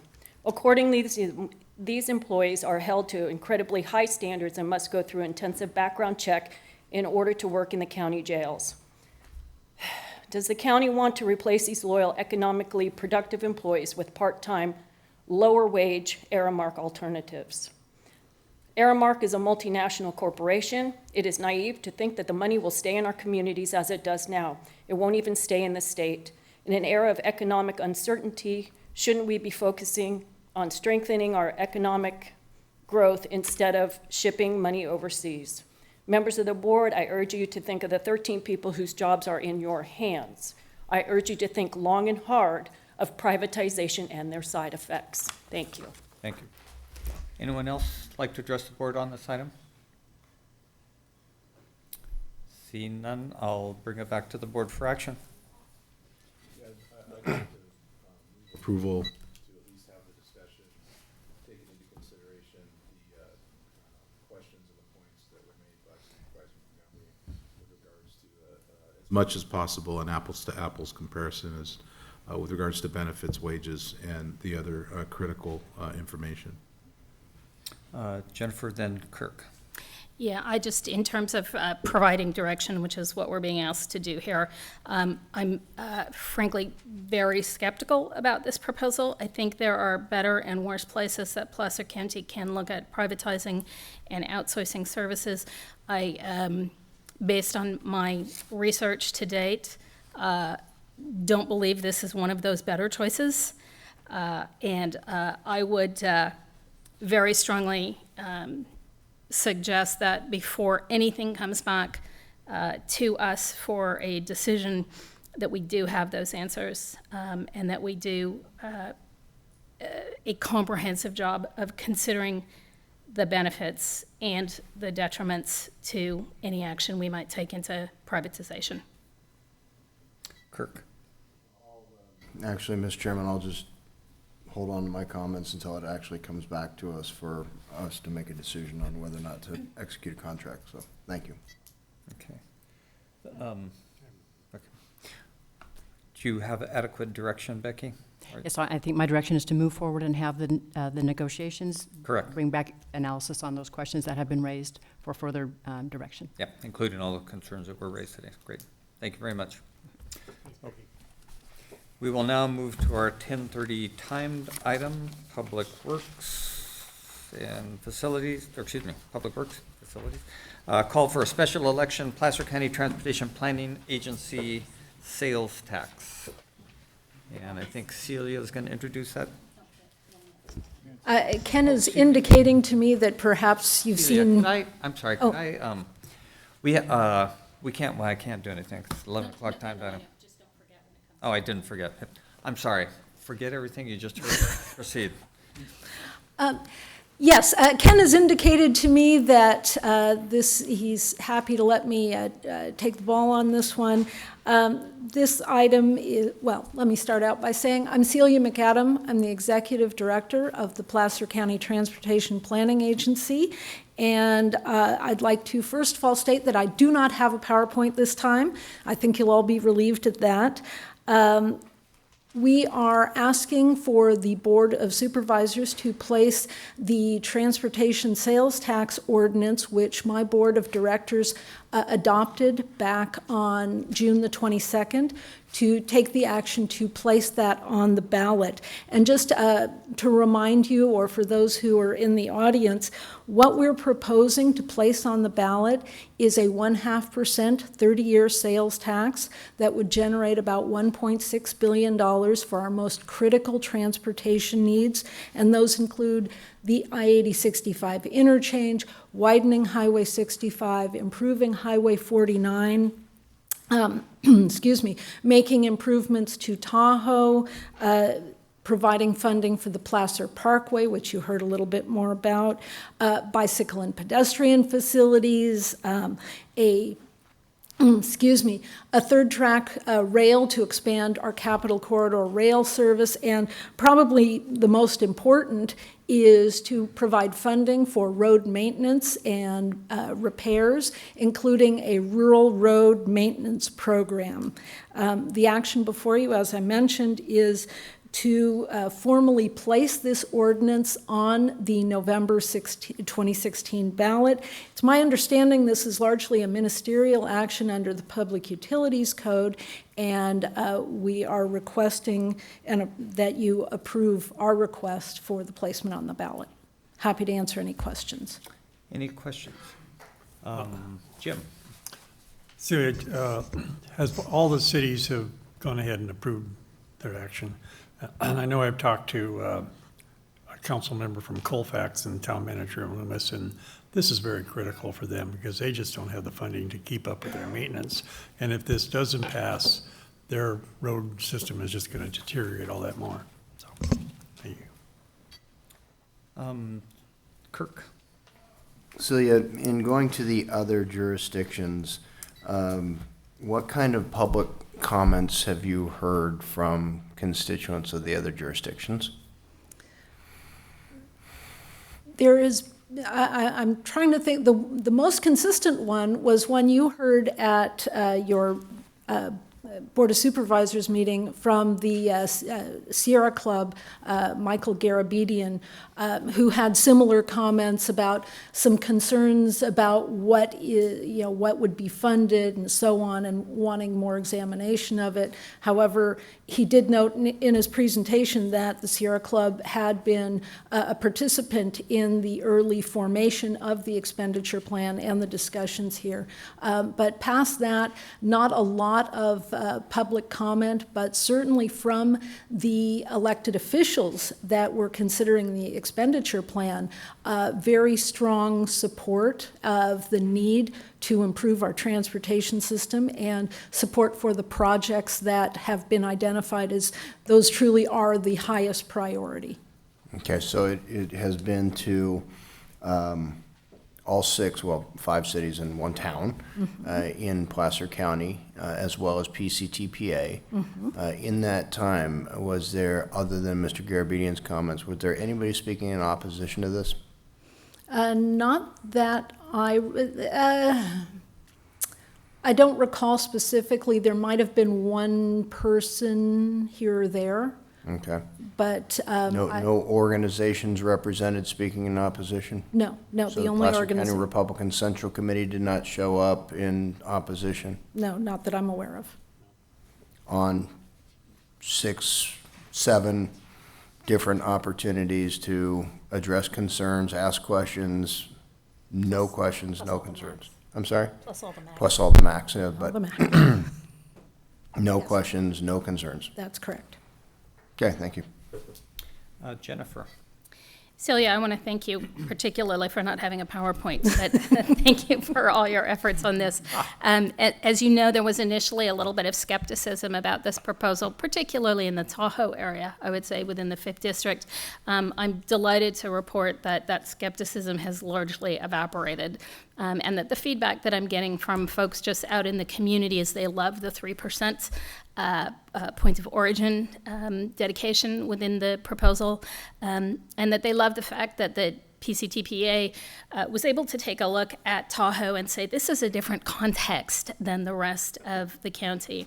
Frankly, I've heard that same thing in Colfax, that you have an understanding about Highway 174 and the issues facing the city of Colfax particularly.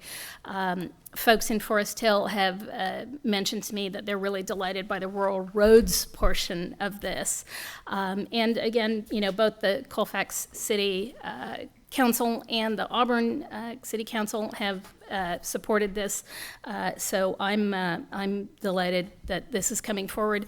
I think, frankly, this is the perfect process. If there are voters who are opposed to this, this is their opportunity to vote no on it. If there are folks who are in support of it, this is their opportunity to vote yes. This is democracy in action, and so I'm really delighted by the efforts that you and all your partners have made in this, and I will be supporting this today.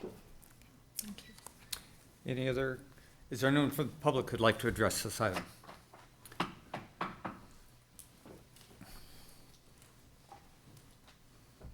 Mr. Chairman, members of the board, Marcus LaDuca, I wasn't going to get up and speak on this, but as a past president of 2 chambers of commerce here in Placer County, I think this really has to be seen primarily, first and foremost, along with all the other needs that Supervisor Montgomery just mentioned, as an economic development action by the board, particularly with what you're doing in Sunset Industrial area with all the different initiatives there, improving the Highway 65, 80 interchange, widening 65, in terms of the ability to attract primary wage earner jobs and deal with some of the improvements that are desperately needed. This is a critical measure for the future of Placer County, not just for something that's going to solve an issue next year or 2 years down the road, but really for a generational change in terms of improvements that can be made, improvements to Highway 49 that could help economic development here in North Auburn. This is critical. As a member of the business community, I think this is absolutely necessary, and I urge you to move forward today on this measure. Thank you, Mr. Chairman. Thanks, Marcus. Anyone else? Good morning, Lee. Good morning, Lee Bastian. I want to urge you to vote for this. And in response to Clerk's address, there was one individual who wrote letters to the editor, but he never attended any of the meetings against it. He was against all sales tax increases. So I hope you approve it. Thank you, Lee. For those who don't know, Lee is a member of the Sheridan Municipal Advisory Council. Anyone else? Seeing none, we're being asked to, at the request of the Placer County Transportation Management Agency to adopt a resolution that would call for a special election for the consideration of the Transportation Improvement Plan and Retail Transaction and Use Tax, and thereby put that item on the November 8th, 2016 ballot. One item of clarification is, has there been a letter designation for the ballot measure? We have not received, we suspect it is going to be Measure M, but we don't know for certain. Thanks. And somebody made a motion. Who? Holmes. Motion by Holmes, second by Duran. Mr. Chairman? And I'll just, Kirk. Sorry, I was just under discussion, but please go ahead. Sure. For me, this is a no-brainer on multiple levels. One, I'm going to support this tax regardless, but what we're doing is providing the voters the opportunity to vote on this and determine whether or not they want to support it, although we get accused all the time of actually putting in place a tax. We don't actually have that authority, but we certainly have the authority to ask the voters, and I'm very supportive of that. But as Supervisor Duran articulated on a couple of occasions this morning, we have some incredibly special opportunities here in Placer County in terms of economic development.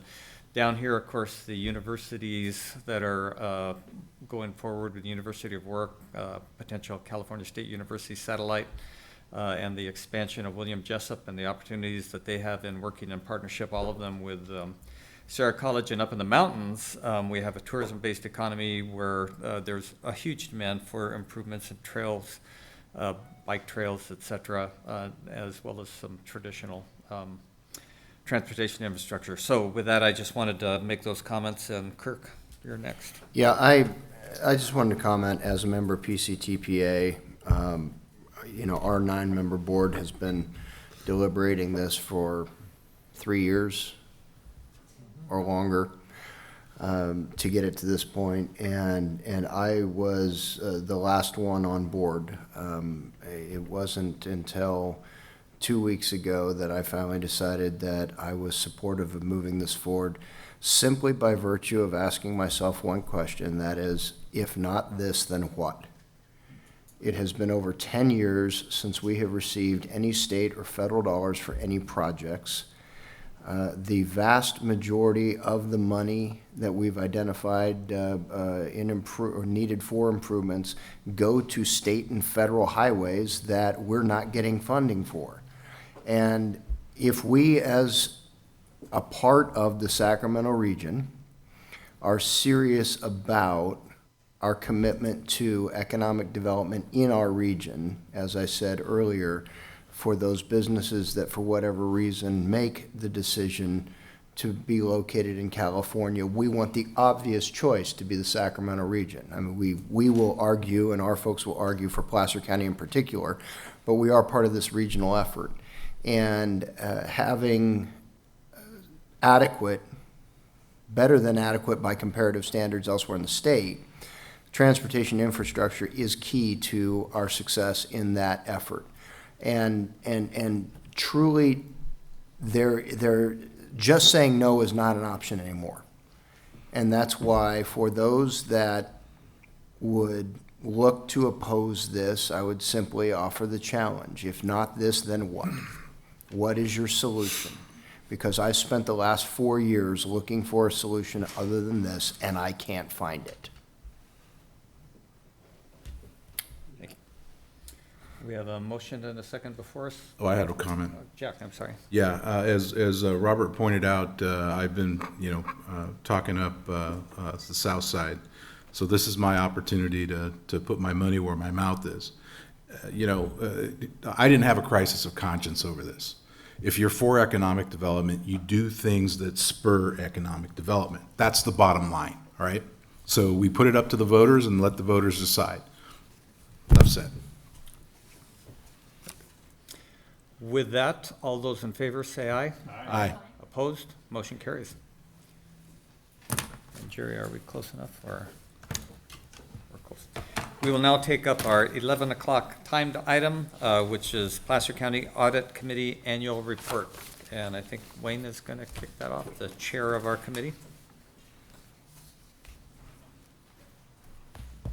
Good morning, Chairman Wygant and board members. I hope you've had a chance to. Sorry, Wayne, we know who you are, but sorry, for the record. Wayne Nader, Chair of the Placer County Audit Committee. Sorry. I hope you've had a chance to review the document that was given to you as far as an overview. As you know, this was started in 2008, so this is, I think, the 8th report that we've given you, annual report. And I have to say that, I think you all know that my background as a former banker. Audits are, I think, critical as they are, objective oversight.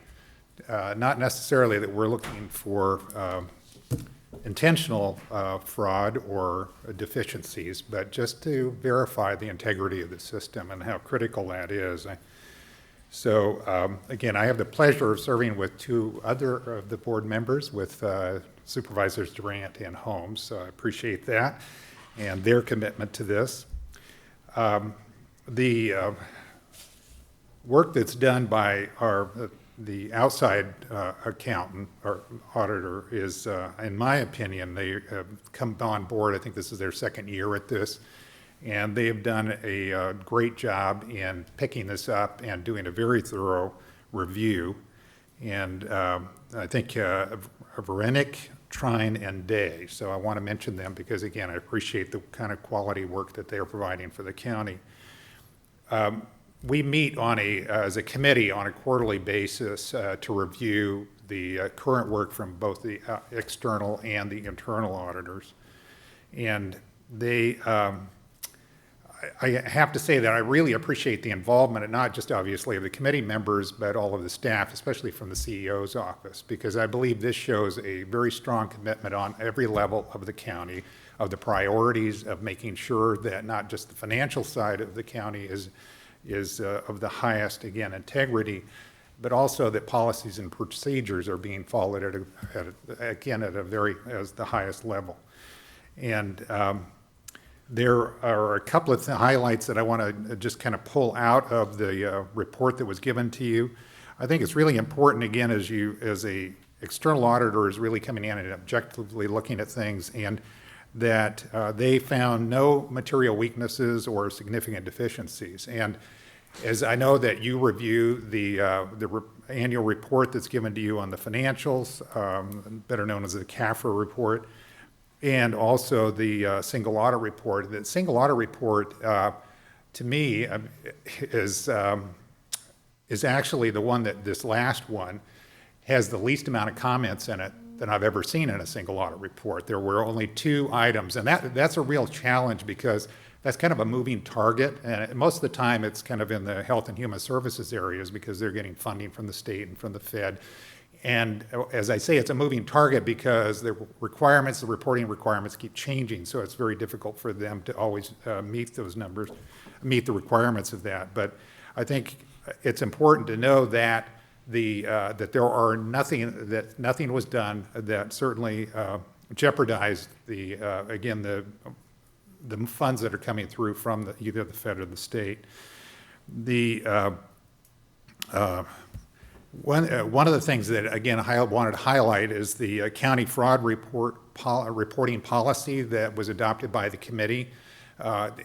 We have adopted it, but it has not been implemented. Phase 2 is about to start and put that into place. So that's an important part of what we accomplished as a committee this last year, and again, in addition to the reviews.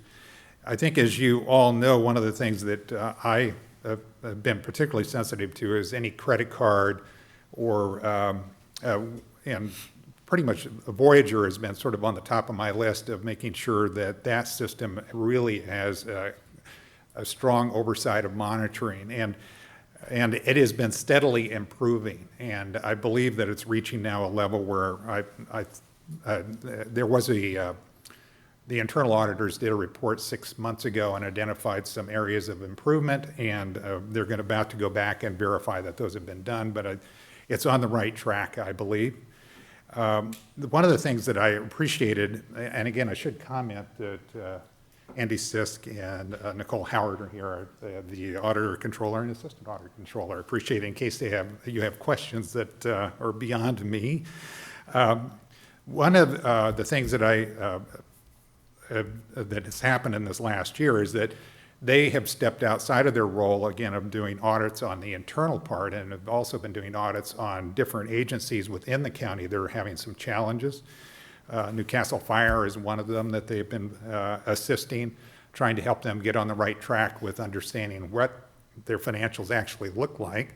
And more recently, the Placer County Fair Association. And there are certainly some deficiencies there. And there's been some recommendations of how to get that resolved.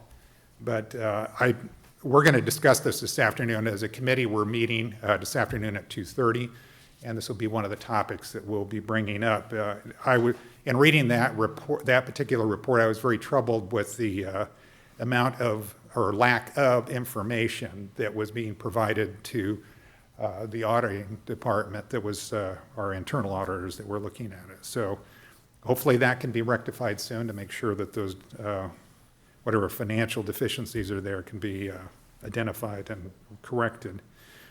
I wanted to talk just briefly again, as I wrap this up, is that again, as the outside public member who tends to obviously look at things very objectively as I step back and look at the picture, ever since I started on this committee when it was formed in 2008, I really felt like there was a very strong commitment to making sure that, again, the financial soundness of reporting and also that the policies and procedures were in place. But to me, there's the bar keeps getting raised every year. They keep somehow achieving even a greater, I believe, output of thoroughness and review, again, both internally and the external reports as well are also extremely thorough. And the attention to detail and professionalism, I think, is important to point out. And as a result of that, I think I've mentioned this to you in previous reports, Placer County's auditing department has been recognized for excellence in financial reporting through the GFOA, the Government Finance Officers Association, and has been for a number of years. And we don't want to take that for granted that they get it each year. They obviously work hard to accomplish that and be recognized for it. So I want to commend them for the quality of the work that they do and their commitment. And so if you have any questions, I am glad to try to answer them for you. But again, appreciate your time to let me come in, and appreciate again, to communicate to you how important this is, and also what a thorough job is being done at this point. So Thanks, Wayne. First of all, I just want to thank you for your public service, not only here, but on our planning commission, and prior to that, the other things you've done. So thank you. With that, we do have some comments. So let's start with Jennifer, then Jim, then Jack. Wayne, I wanted to thank you as well, as the outsider looking into this very objectively, and want to echo Robert's comments about just your service to Placer County in general. It's truly through citizens like yourselves that are willing to step up and take these roles, which frankly aren't very sexy in many cases. I noticed that our journalist left. There are things that are so critical to the good operation of the county. This is one of them. And it's always a little bit frustrating to me, and I'm sure you share that frustration, and I know our auditor's department does as well, that this really does not get highlighted, this good process and review system that we have, as much as it should. And so I really just want to take the opportunity to say thank you to you, and frankly to the rest of the audit committee. Not exciting work, not dramatic. Well, it might be for some people, but I think for most of us it probably wouldn't be, but work that is absolutely critical to the good management and fiscal stability of the county. So many, many thanks for all you do. Thank you. Jim, then Jack. First of all, Wayne, I want to congratulate you on being elected the chair of this committee for the last several years. I've been outvoted. Thank you for the report.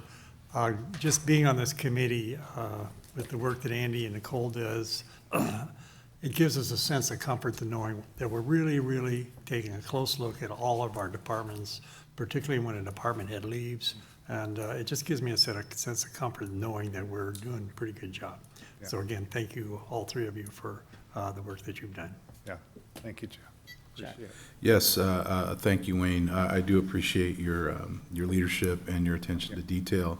And while you may not look from the stand of a prosecutor outside of my job here, I actually am a regulator, and I'm very proud to have assisted the U.S. Attorney's Office to prosecute quite successfully 2 high-level officials for theft of various client files. So I take this job very seriously, and you know, when you look at an organization, you look at 3 documents: whether or not they're implementing their business plan successfully and they have flexibility in that plan to adapt to different economic conditions. You look at their P&L, and you look at their audit reports. Those are the lifeblood of any organization, and I'm very happy to report that we've got a really good team here in Placer County. We've got some folks here that know how to look at the books. They're not afraid to ask questions, and most of our management folks understand that there's an obligation. If we point out that there are things that are that need to be worked on, they're more than happy to try to implement those things. And very happy that we were able to implement or at least start to implement the anti-fraud policy. So thank you. Thanks for your comments. Again, I'm very honored to be on this, and just again, an outsider's objective view is any organization that you look at as you evaluate them, integrity has to start at the top. And obviously that, you folks play that role. And it's through the CEO's office, obviously, puts that kind of attitude throughout the organization, and that is so critical. And again, I think that's why as the internal auditors are going around, we're not finding a lot of issues, because I believe that there's again, that bar I was saying keeps getting set very high for thoroughness and just being running an operation that that every Placer County resident should be proud of. So, thank you. Since we have a little bit of time, I just want to take the opportunity to point out that Wayne also grew up in Lincoln, and it's like Lake Wobegon, where all of the kids are above average. So. That's right. Yeah, he's moving to the fifth. Can't win. Thank you. Thank you very much. And Nicole, you guys, anything to add, or? Good. Well, with that, thank you. We are going to adjourn to closed session, and then after that, lunch, and we will return at 1 o'clock for the public to take up our last time item of the day. Jerry. The board will now adjourn to closed session to discuss 2 items of existing litigation, Linda Herr versus County of Placer and Placer County taxpayers for safety, environmental quality, and continued access versus Board of Supervisors.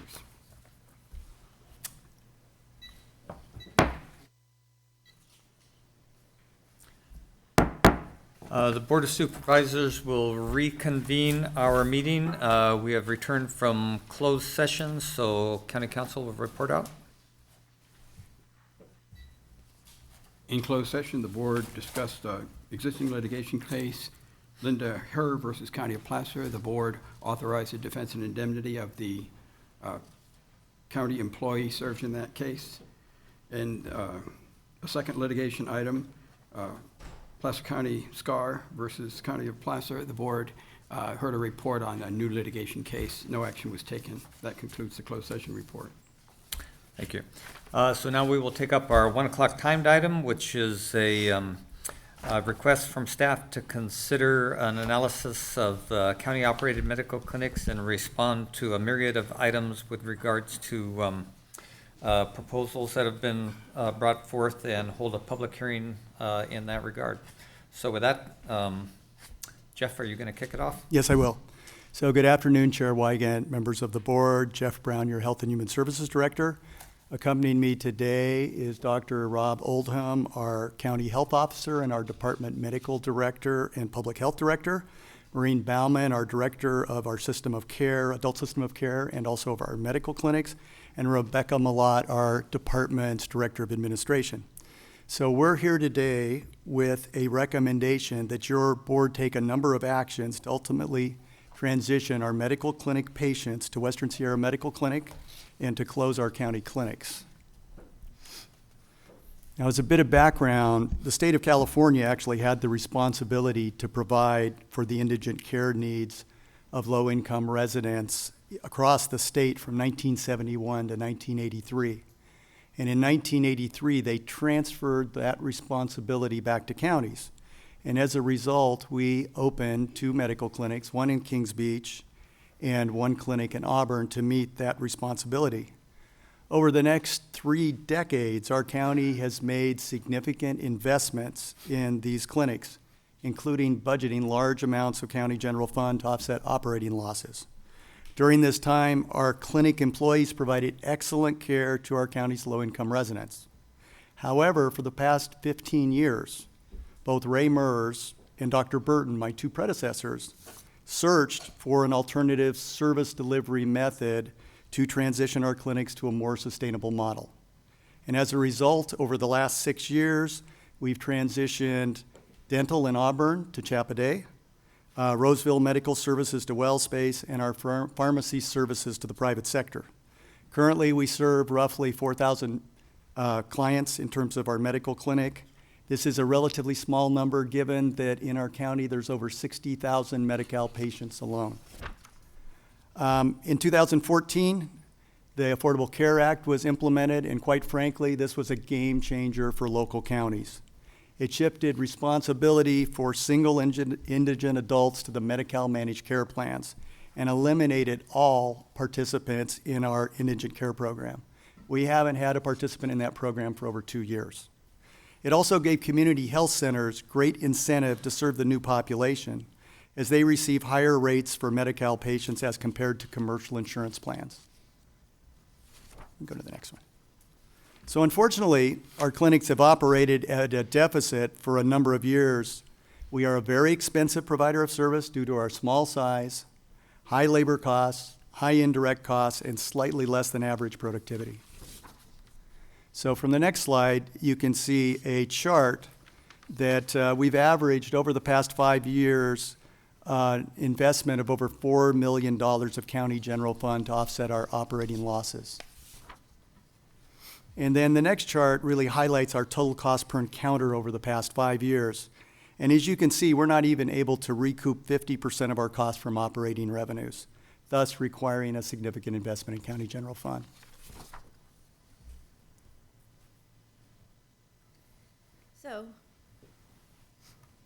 So despite providing excellent clinical services, Placer Medical Clinics continues to have a significant financial loss. Just to highlight, $3.9 million in 15-16 and expected $4.6 million in the upcoming year, this current year. In addition, the Auburn Clinic is nearing the end of its life and needs significant upgrades. Facility Services made an estimate that at least an $8 million cost for just construction if we were to look at starting an upgrade process, and I'm sure much, much more, in addition to that. And lastly, in terms of our current status, there really are more provider options. A new FQHC has moved to Auburn and will begin operations in the next month or two, and this is separate from any action that we take today. So we did some reviews and, well, actually first, I want to mention a few things about the Bielenson process. There was a minor technical error on the Bielenson posting that council said did not impact the practical effect of the notice nor cause any legal concern. In addition, there was a great staff suggestion that the Bielenson notice be rewritten in more simple language. This was completed with council approval in both English and Spanish. Unfortunately, staff had created their own summary, and so were directed to provide the approved summary, copies of the Bielenson, and a copy of the press release whenever patients requested any additional information. And lastly, staff were also directed to refer patients to those people that were identified to discuss the hearing and proposed clinic changes. A special number was included in the Bielenson notice for this purpose, and I would say we received really only one phone call. So we also used some consultants to, just really evaluate where we were in terms of this process and to make sure that we were evaluating correctly. The Tahoe Medical Clinic was analyzed by ECG Management Consulting on behalf of Tahoe Forest Hospital and Placer County in November of 2015. And their recommendations were to decrease nursing and administrative staff as the proportion of that staff to providers seemed high, to decrease the salaries of the administrative staff as they were above average for the industry, to utilize multifunctional staff such as medical assistants so that they could decrease nursing staff, and to increase provider coverage if expansion of a higher reimbursed patient was possible. That being said, they concluded that even if all these recommendations were implemented, the reduction in county support would only be reduced by 22%. We actually hired a second consulting firm called Pacific Health Consulting Group. They work extensively with federally qualified health organizations, health clinics, FQHCs in California. And their analysis determined that the medical clinic providers appear to be comparable, if somewhat lower level productivity, but really what stood out to them was that there was a substantial financial loss compared to other FQHC, medical clinic operations. And the losses don't seem to be related to revenue. So the revenue is coming in to the clinics, as it should with the increased Medi-Cal population, but really it's the high overhead cost of operations and administration as compared to FQHCs. Just an example. So the Auburn encounter cost per encounter is $343. the Tahoe Clinic is $444. And FQHC, the median in California is $181 per encounter. So just a much different scale. And the high operational costs are due in part to the high clinic administrative staffing levels. The county clinic, a non-clinical support staff, is about 50% of the whole staff. And if you compare that to FQHC's, that percentage is closer to 21%. So we're double in terms of the staffing ratios. And lastly, the Pacific Health Consulting Group really told us that virtually all California counties that operate primary care clinics subsidize operations with some sort of county funding. They made a further recommendation that they think that we need to transition to a nonprofit FQHC. They felt like the advantages were significantly lower operating cost, a mandated commitment to serve low income and the uninsured. They're able to secure a base federal grant to assist them with serving people that have no insurance, and they have a lot more flexibility. They really are able to grow and expand much more easily, and I think this is really something that we need in our community.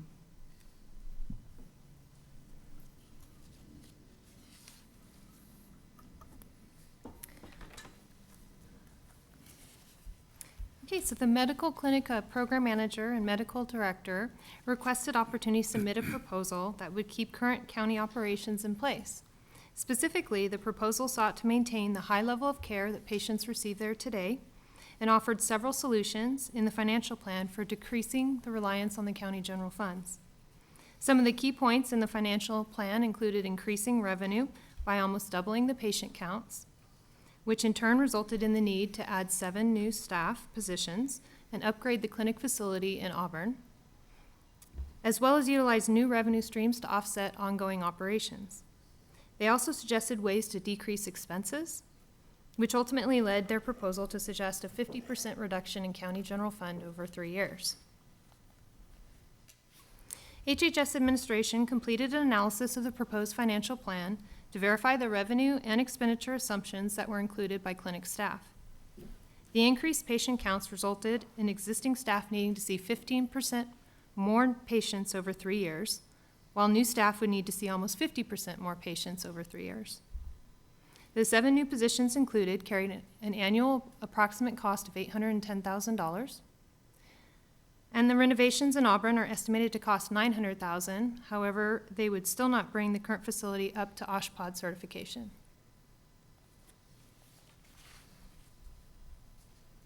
The new revenue streams included in the proposal are 2 different one-time revenue sources that total $2.32 million and were proposed to cover ongoing operational costs. Their proposed decrease in expenditures totaled almost $238,000 and included items such as outsourcing the medical billing functionality and canceling the medical billing software system. So with their assumptions of a 50% reduction in county general fund, the clinics would still require approximately $2.3 million as an ongoing annual subsidy, with that figure continuing to increase over the years, especially once the one-time revenues were spent. So after our analysis was completed, there were several major areas of concern that were identified. The clinic staff utilized $1.5 million of their $2.32 million one-time revenue from a funding source that does not allow the money to be spent on rural health clinic costs, and for which Placer received $1.2 million, not $1.5. Their proposal failed to address the root cause of the large financial deficit, as referenced also in the outside studies that Maureen had just previously discussed. And probably most important, their financial plan did not represent the accurate cost of their proposal. They used incorrect salary and benefit amounts. They did not include annual cost inflators over the 3 years. And they left off major expense categories such as services and supplies. So with the above assumptions corrected, and still including clinic staff's proposal of significant patient revenue increases, the use of legitimate one-time funds of $820,000, and their proposed expenditure cuts of $238,000, the county general fund subsidy does decrease by 15%, not 50%.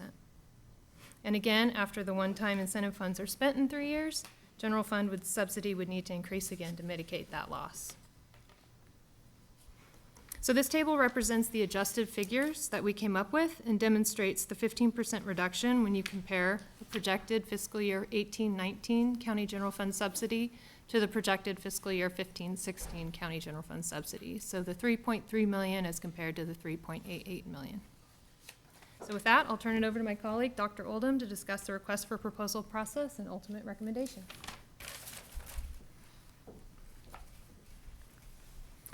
So in the fall, your board directed us to release an RFP for healthcare entities interested in taking over operations of one or both of our Placer County medical clinics. 4 organizations responded to this RFP, and all proposed operating both of our clinics.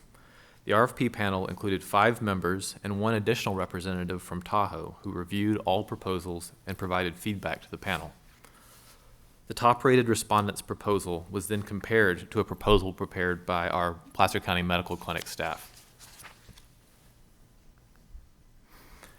That RFP process culminates today in our recommendation to transition clinic operations to Western Sierra Medical Clinic. You've already heard about the financial reasoning behind this recommendation. Now I'd like to speak to the clinical care and public health considerations. Western Sierra was established in 1974 to serve Sierra County, and in 2010, Western Sierra merged with Miners Clinic in Nevada County to become the leading safety net healthcare provider in both Nevada and Sierra counties. Like our own Placer County medical clinics, over the years, Western Sierra has demonstrated its commitment to serving low-income residents. Some have asked me whether by recommending transition of our clinics to Western Sierra, we are saying that the care at Western Sierra is better than the care at our Placer County medical clinics. Certainly, I am not prepared to say that. In most cases, the care provided at our Placer medical clinics over the years has been second to none. However, we do expect the primary care, dental, and behavioral health services provided by Western Sierra to be comparable with what our patients have come to expect from our Placer County medical clinics. But in addition to excellent primary care, dental, and behavioral health services, Western Sierra also offers its patients and the community a wide range of other services in one stop. This range of services goes beyond what our Placer medical clinics can offer and includes things like access to 4 pediatricians and a pediatric nurse practitioner, an in-house pain medicine and addiction medicine specialist, a maternity health unit that includes an OBGYN and certified nurse midwife, in-house pharmacy services, a nutritionist, medication-assisted treatment for opioid dependence, expanded immunization clinic hours, and the ability to bill for satellite and mobile health services. We recognize that changes such as the one we are recommending are always hard, and we respect the concerns of our clinic staff and patients have raised. If your board approves this transition today, we are committed to working to assure as smooth a transition as possible. We've already tried to address many of the very legitimate concerns raised by patients and staff surrounding this possible transition, and we plan to meet regularly with Placer County Medical Clinic and Western Sierra Medical Clinic providers, as well as our health plans, to work through additional challenges that are sure to emerge through any transition. Specifically, we are committed to not abandoning our patients. Some have described today's recommendation as simply a closure of the Placer County Medical Clinics. In fact, all 18 of the patient input forms we have received following public notice of this hearing 2 weeks ago seem to indicate that these patients believe that the plan is for our clinics to be closed with no transition to a new provider. That is simply not the case, and we regret that our patients were given that impression. Throughout this process, we've said that we would only recommend closing our Placer County medical clinics when another clinic was able to provide quality care for our patients. If this transition is approved today, Western Sierra will soon be able to serve our patients in both Auburn and in Kings Beach. Western Sierra is already serving about 1,000 Placer County residents at its clinic in Grass Valley and already has plans to move into an additional clinic space here in Auburn on Loxley Lane next month. If they are awarded this RFP today, they will further expand this clinic space to accommodate the additional patients from our Placer County medical clinics in Auburn. They intend to operate at the same location as our Placer County Medical Clinic in Kings Beach and wish to lease that building from Placer County. So the plan is for the Kings Beach Clinic to not close at all, and our clinic here at the Government Center in Auburn would only close when the Loxley Lane Clinic is open and able to care for our patients. In addition, Western Sierra has committed to continuing the University of San Francisco Nurse Practitioner Training Program, doubling the current number of immunization clinic hours, and giving all current Placer County Medical Clinic staff serious consideration for employment. Once again, we are not going to abandon our patients and are committed to as smooth a transition as possible. One of the simplest ways to assure a smooth transition of patient care would be for many of our doctors and nurses to move with their patients to Western Sierra. Western Sierra intends to provide generous signing bonuses to providers who make this transition with their patients, and we hope that many will accept their offer. In closing, I would like to say that Western Sierra has worked to partner with the communities that they have served in Nevada, Sierra, and Yuba counties. As a testament to Western Sierra's strong relationships in the community, we received recommendations on behalf of Western Sierra from the following local organizations, shown here. I'm not going to read the names of all these organizations, but I would like to say something about the special partnership Western Sierra has developed with the last entity, CORE, or Community Recovery Resources. Western Sierra operates a satellite clinic for people in treatment for substance use disorders at CORE's campus in Grass Valley. Western Sierra and CORE successfully partnered to receive a $759,000 federal grant to expand treatment services for opioid dependence. If your board directs this recommended transition today, then our Placer County Medical Clinic patients would be eligible to receive services under this grant. In addition, if our Placer County medical clinics are transitioned to Western Sierra plans to open a similar satellite clinic to serve our behavioral health clients at Kirby Hills and Roseville this fall.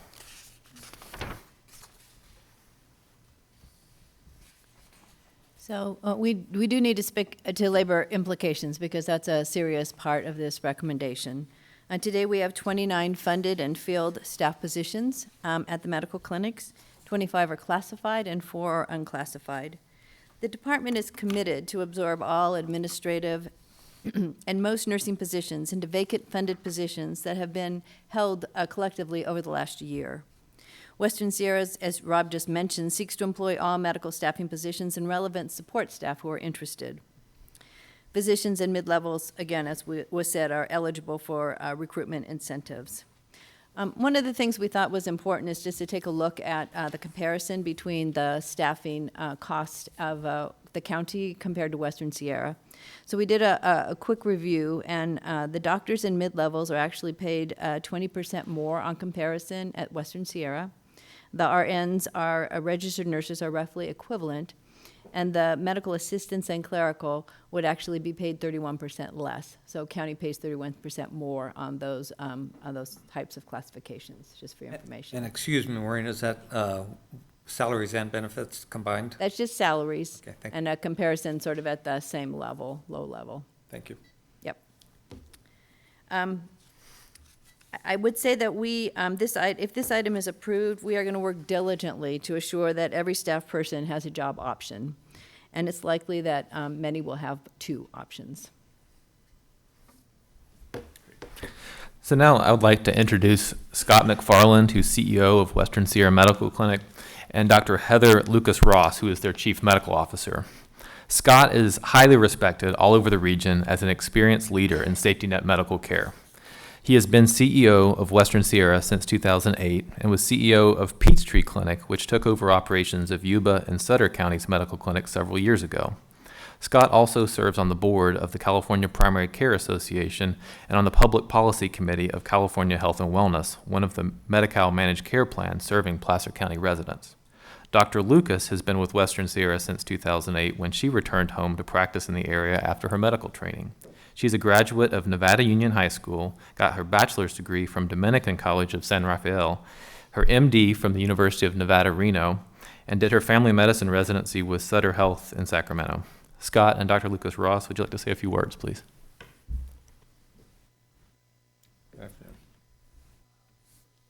Be here today. I understand it would be better if it was under different circumstances, and I understand there's politics behind this, but as was mentioned, part of our strategic structure and our board has decided that Placer County would be an area for us to expand into, given our Loxley site location. We have about 1,000, up about 1,200 patients now that we currently serve at our Grass Valley site, and we're trying to open facilities to treat patients in the facilities where they come from and the counties they're in. So it has been natural for us, and the RFP process following that was a natural application for us to apply for. We do appreciate all the quality of care that's provided here in the county, and we don't want to disrupt that at all. We just want to be good partners to work with the county to make this as smooth a transition as possible. So we are here, Dr. Heather Lucas Ross and I. Andy Harris is our Chief Administrative Officer, and then we have Cheryl, who is our Marketing Director, all with us, and we're here to answer any questions you may have during the day. So thank you. Thank you for the time. Thank you. Any questions from board members at this time? I see none. I apologize. So I'd like to summarize the request just before we turn it over.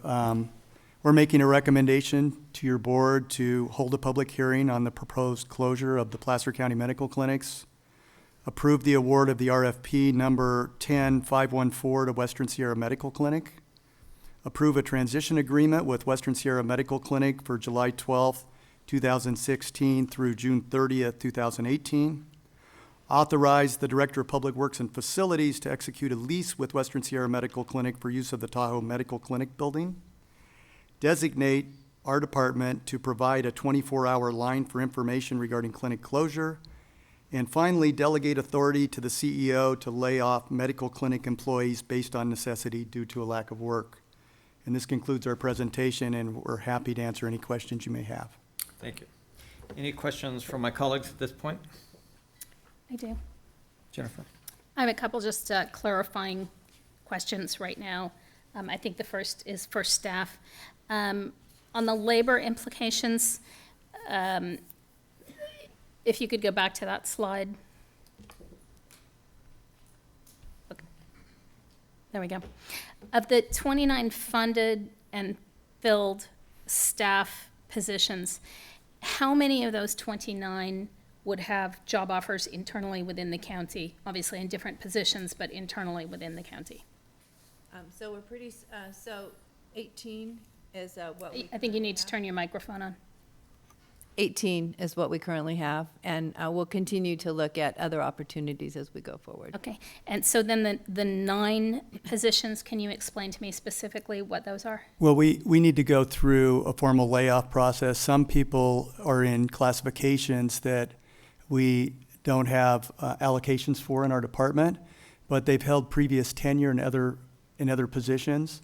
So by going through the layoff process, we can actually move them into those other positions. We also, for example, in nursing, we have some public health nursing positions that are open. We have individuals that would qualify. They've never held tenure, so we can move them into those nursing positions also. But again, we need to go through the process. So even though we estimate 9 positions to be impacted, at the end of the day, we estimate the number of individuals probably to be 5 or 6 that would ultimately be impacted, perhaps less. And that 5 to 6 positions, it's your belief that Western Sierra would have opportunities for them? Yes. Well, the unclassified positions, we have 2 physicians, 3 physicians. Well, yeah, three physicians and a dentist. So there's 4 unclassified positions. Western Sierra is certainly interested in all of those clinicians. We also have 2 mid-level practitioners, which would have opportunities at Western Sierra. Western Sierra also pays significantly more for those positions.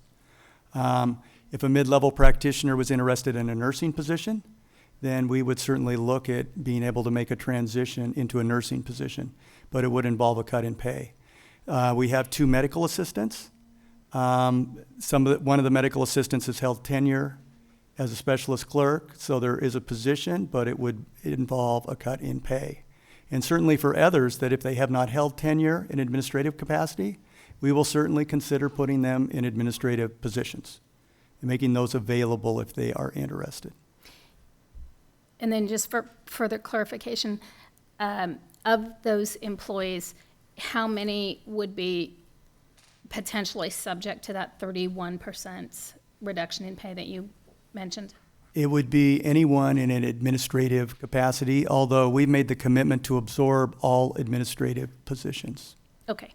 Within our various divisions within our department. So if we absorb those people, then there is no one who would be subject to that 31% cut. That is correct. I mean, the two positions that are the difficult positions are the medical assistant, the more clinical positions. Okay. And so their opportunities would either be with Western Sierra or to move into an administrative clinical function clerical function that would be at a lower level. Okay, understood. Then I have a question for Western Sierra. I'm not sure which of you would want to answer this. I represent the 5th District, which is where the Kings Beach Clinic is located. I've had one contact by email from a concerned constituent who believed that the clinic was going to be closed. I want to hear from you that, one, the clinic isn't going to be closed, and two, what your vision is for hours of operation and what services would continue to be available at that clinic. Okay, thank you. So no, the clinic will not be closed. Actually, what we're trying to negotiate with the county is a 10-year lease on the facility. So we are making a long-term commitment to the facility in terms of the lease proposal for the space itself. In terms of the services, we'll have primary care and dental services, and there's also an RN up there, so we'll be looking at case management services in the same area. As we get more involved in not only the Auburn, but the Kings Beach Clinic, and we start to do some community outreach and talk to some of the community members, some of those services will grow. We have a number of services we provide as part of our service level at Western Sierra, and so things like pharmacy services, case management, behavioral health, dietary services are all things that we would like to add to what's already being provided in those health facilities. And so when you say add, you mean adding actual hours as well as Adding personnel? actual hours. So the limitation that we have in a community health center is that our facilities have to be OSHPD 3 compliant, and the Kings Beach facility is not. And so the Kings Beach facility itself is going to have to be limited to 30 hours a week because we don't have OSHPD 3, and that building may not be able to be OSHPD 3. And if you are limited to 30 hours a week, could you bring these additional services on? We could bring them on. We can open another facility in Kings Beach, look for other locations that we can operate. Same thing we're looking for in Auburn is we already realize that our Loxley Lane drive is going to be impacted really quickly, and so we're already looking for additional space. So we may have multiple locations operating at 30 hours a week. Okay. At some point, we'd want to find a facility that we can make OSHPD compliant and absolutely open, extended hours as well. And what would be necessary to get that OSHPD certification? We would have to get an architect. Are you talking for Kings Beach? We'd have to get an architect involved at this point. Right now, there's the HVAC system is not adequate. It has to be a HEPA filtrated system. The size of the restrooms are not OSHPD or ADA compliant. The hallways aren't wide enough. So really, you'd probably have to tear the entire interior out and start over. So just to be clear then, it's not a question of levels of service or professional certifications. Right. It's structural issues within the building specifically. Correct. Okay, thank you. Those are all my questions for now. Thank you. Jim? Sir, I just had a question about what is the role of your marketing director in your organization? A lot of outreach, a lot of patient education. When we have patients, especially during this transition process, that maybe get confused about where they can go if the health center's closing down or staying open, with the transition is getting involved in those patient communications, developing our marketing and outreach materials, and then working with our radio advertising, our publications, newspaper ads, so that we can attract more individuals into the health center.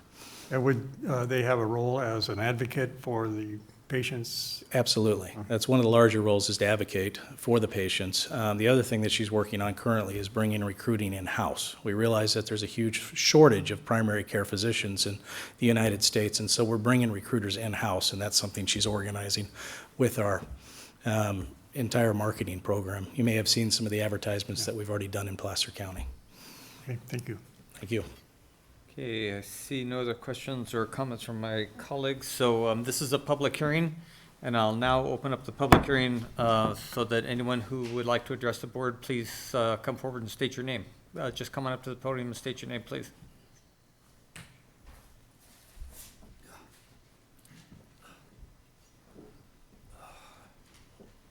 Thank you. My name is Michael Morris. I voted for you, Mr. Holmes. I knew you from years ago when you owned your gas station. But anyways, I've been a patient of Placer County Medical Clinic for over 10 years. I was a patient of Dr. Alex Klistoff's. I broke my neck, and they fused me between the third and seventh vertebrae, and I had a stroke on the table. It feels like somebody's pouring scalding water down my legs all the time, and they can't fix me. This was done by UC Davis. For months, we tried to find a certified pain specialist that would accept me. Nobody would, because I'm on Medi-Cal. Thank God for this woman right here and this whole team. They've been kind to me, they have helped me, and they've made sure that I've gotten my medications on time. I've been on opiate pain medicine for 11 years. If you could please make your comments to the board. I've been on pain opiates for 11 years. It's been a nightmare. I'll be on them for the rest of my life. Is there any guarantee that you are not going to put me through the ringer and I'm going to have to start all over again? This is a human issue. It's not about dollars and cents. It's about people. Thank you. Thank you.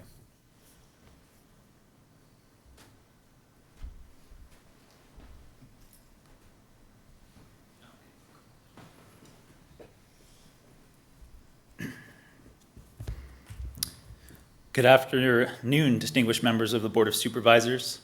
My name is Anthony Kranz, and I'm a business representative of Local 39, the county's employee union. I'm here today to ask you to vote against the outsourcing of the county's medical clinics. It is our belief that outsourcing county's clinics will result in a decline of quality healthcare in Placer County. Your employees are longtime advocates for the health and well-being of county's patients and their families.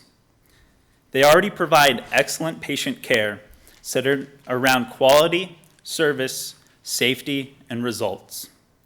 They work diligently to support each other and focus on what works and how to achieve the best possible outcomes for their patients. They understand that defining best practices is a responsibility shared by each and every one of them. Local 39 knows that the county has an invaluable team of healthcare professionals, and that it would be a great loss for the patients and the citizens of this county to see the county's medical clinics outsourced. As you make your decision, it is my hope that you recognize the decades of passion, care, and love that your employees have given in service of this county. Thank you. Thank you.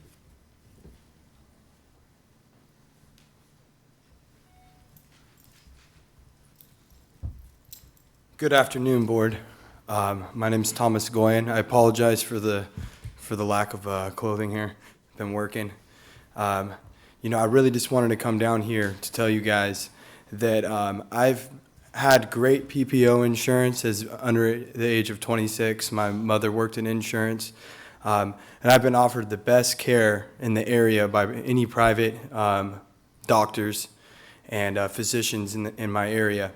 And I could tell you without a doubt that the staff here at the Auburn facility has provided care well beyond any care that I've ever received. They are attentive, they answer my questions, they stand there by my side, and I feel like a family member. And I truly believe that that sort of service could not be matched by anywhere else that I've ever been to. The staff here has worked together for years, and the service and the care and love, I feel like a family member more than a client. And I really truly believe that if that was disbanded, that you guys would never be able to recreate the sort of service and care that is provided here at the Auburn facility. With that, I'd just like to, hope that you guys consider that a lot of people's lives are affected, and potentially their health, if you guys are to close this facility. Thank you. Thank you. Is there anyone else who'd like to address the board? If so, please step forward, state your name. Good afternoon. My name's Cynthia Massey, and I'm a concerned citizen as far as the closure of the medical clinics. I would really hate to see it happen. Doing about 10 minutes of research on the entity which is supposed to take over the medical clinics, I've really raised some red flags for me. There have been issues within the system of politics, closing one clinic to open another, reduction of hours. Patient satisfaction is the lowest that I have ever seen.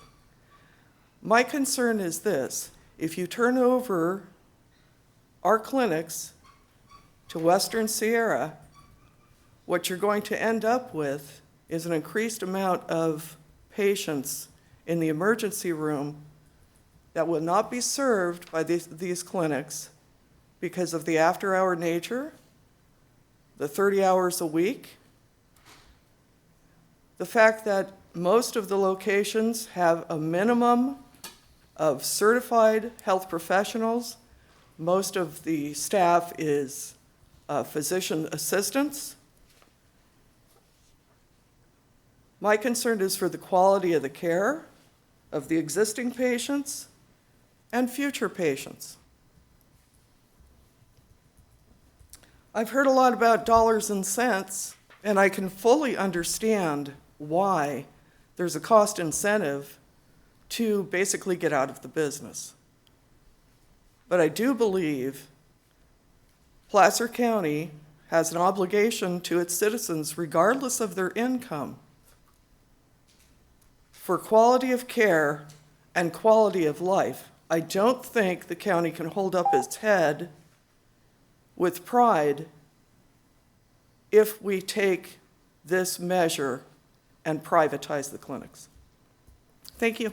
Thank you. Next speaker, please.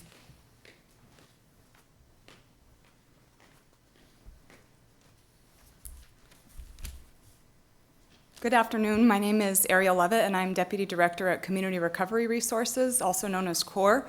We're the primary nonprofit provider of treatment services for substance use disorder and related behavioral health issues here in Placer County as well as in Nevada County. And I'm here today on behalf of myself, our CEO, Warren Daniels, as well as our board, really to express our enthusiasm and excitement for the proposal for Western Sierra Medical Clinic to provide continued services in Placer County. CORE has partnered with WSMC for many years as we've continued to improve healthcare access and outcomes. Our partnership began with cross referrals about 10 years ago, and as we saw the benefit that that brought to our community members, we continued to partner more closely. In fact, when we built our new facility in Grass Valley, we built in that OSHPOD 30 space for Western Sierra to co-locate services to further enable access for the population, some of whom need it the most. And Western Sierra has demonstrated over the years their commitment and not shying away from the challenges that some of this can entail.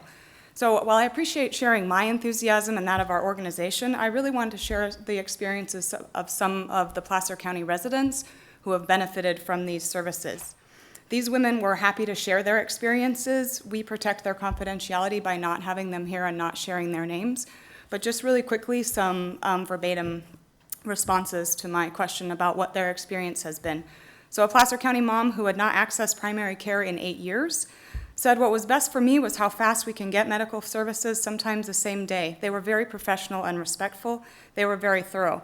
The doctor actually cared about me and didn't just treat me like an addict. I truly believe they cared about me and that I was not just a chart."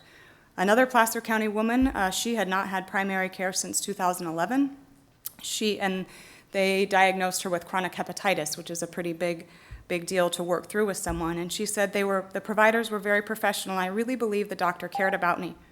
I would come in, and if I came back in a week for a follow-up, he would ask me to sit down. He would shake my hand, and he would remember who I was. It was incredibly comforting to know they were there. Now I have a plan. I'm connected to Sutter, and I'm going to follow through when I get back. And the third one that I will move quickly was a chronic pain patient as well.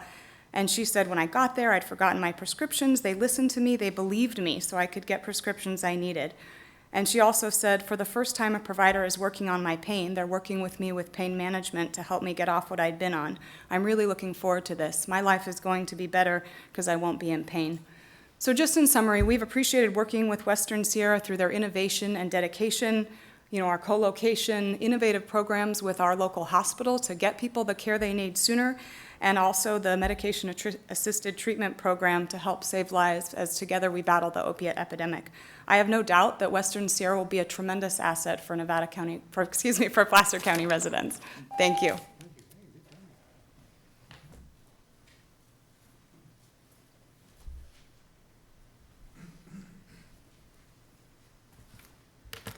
Hi, my name is Juliana Fehrenbacher, and I'm a staff attorney and health attorney with Legal Services of Northern California. I wanted to thank the board for giving us an opportunity to provide public comment, as well as the county for providing materials for us to review. Obviously, these are complicated, detail-oriented issues, and our office hasn't had the ability to study them as thoroughly as other interested parties might have had. But Legal Services is an anti-poverty legal aid organization with a health division that's dedicated to providing access to affordable health care for the indigent population. So our concerns revolve around our low-income clients' ability to gain access to health care if the county contracts with Western Sierra.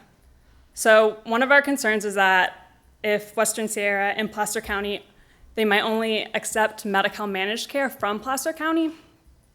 And since our office represents low-income clients in surrounding counties as well, we would like to see that our clients with Medi-Cal managed care in adjacent counties are able to get services at Western Sierra clinics. We believe this would be particularly impactful in the North Lake Tahoe region, since they have a high population of transient and seasonal workers that come in and out of that area. Additionally, because our clients are low income, we didn't see anywhere in the proposal a specific fee assessment or sliding scale for assessing how clients will pay if they're uninsured. So we'd be interested in what the sliding scale or fee assessment looked like for low-income clients that do not have insurance to ensure that the services are truly affordable. And we would also ask if this included a charity care policy so that deep poverty clients would have access to free health care when it's appropriate. So Legal Services is not opposing or supporting the contract with Western Sierra. However, we do intend to monitor any issues that might arise out of the contract that would adversely affect low-income clients' ability to gain access to health care in the Motherlode region. Thank you. Next speaker, please. Hi. Morning. Good afternoon. My name is Kathy Myler-Hooper, and I also work with Legal Services. I want to piggyback just a few other things, comments onto the comments that Juliana Fehrenbacher has already made. And I appreciate the opportunity to speak with you because I am a 30-year resident of Nevada County. I work in Placer County. I've been working in Placer County for Legal Services for seniors, low-income seniors, for about little over 15 years. And I've been working with them in Placer, Sierra, and Nevada counties on a variety of legal issues, including healthcare, housing, and economic stability. Western Sierra Medical Clinic is growing into a regional health provider and may have a larger role in our community going forward.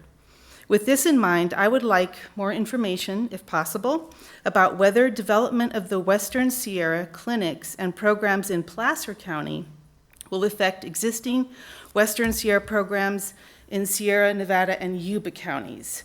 As a member of the community, I am aware that in the past, Western Sierra has experienced some problems covering their existing services as they expand their clinics and programs into other counties. For example, will any of the existing Western Sierra clinics and programs in other counties experience reduced hours or reduced services due to their expansion and establishment of clinics in Placer County?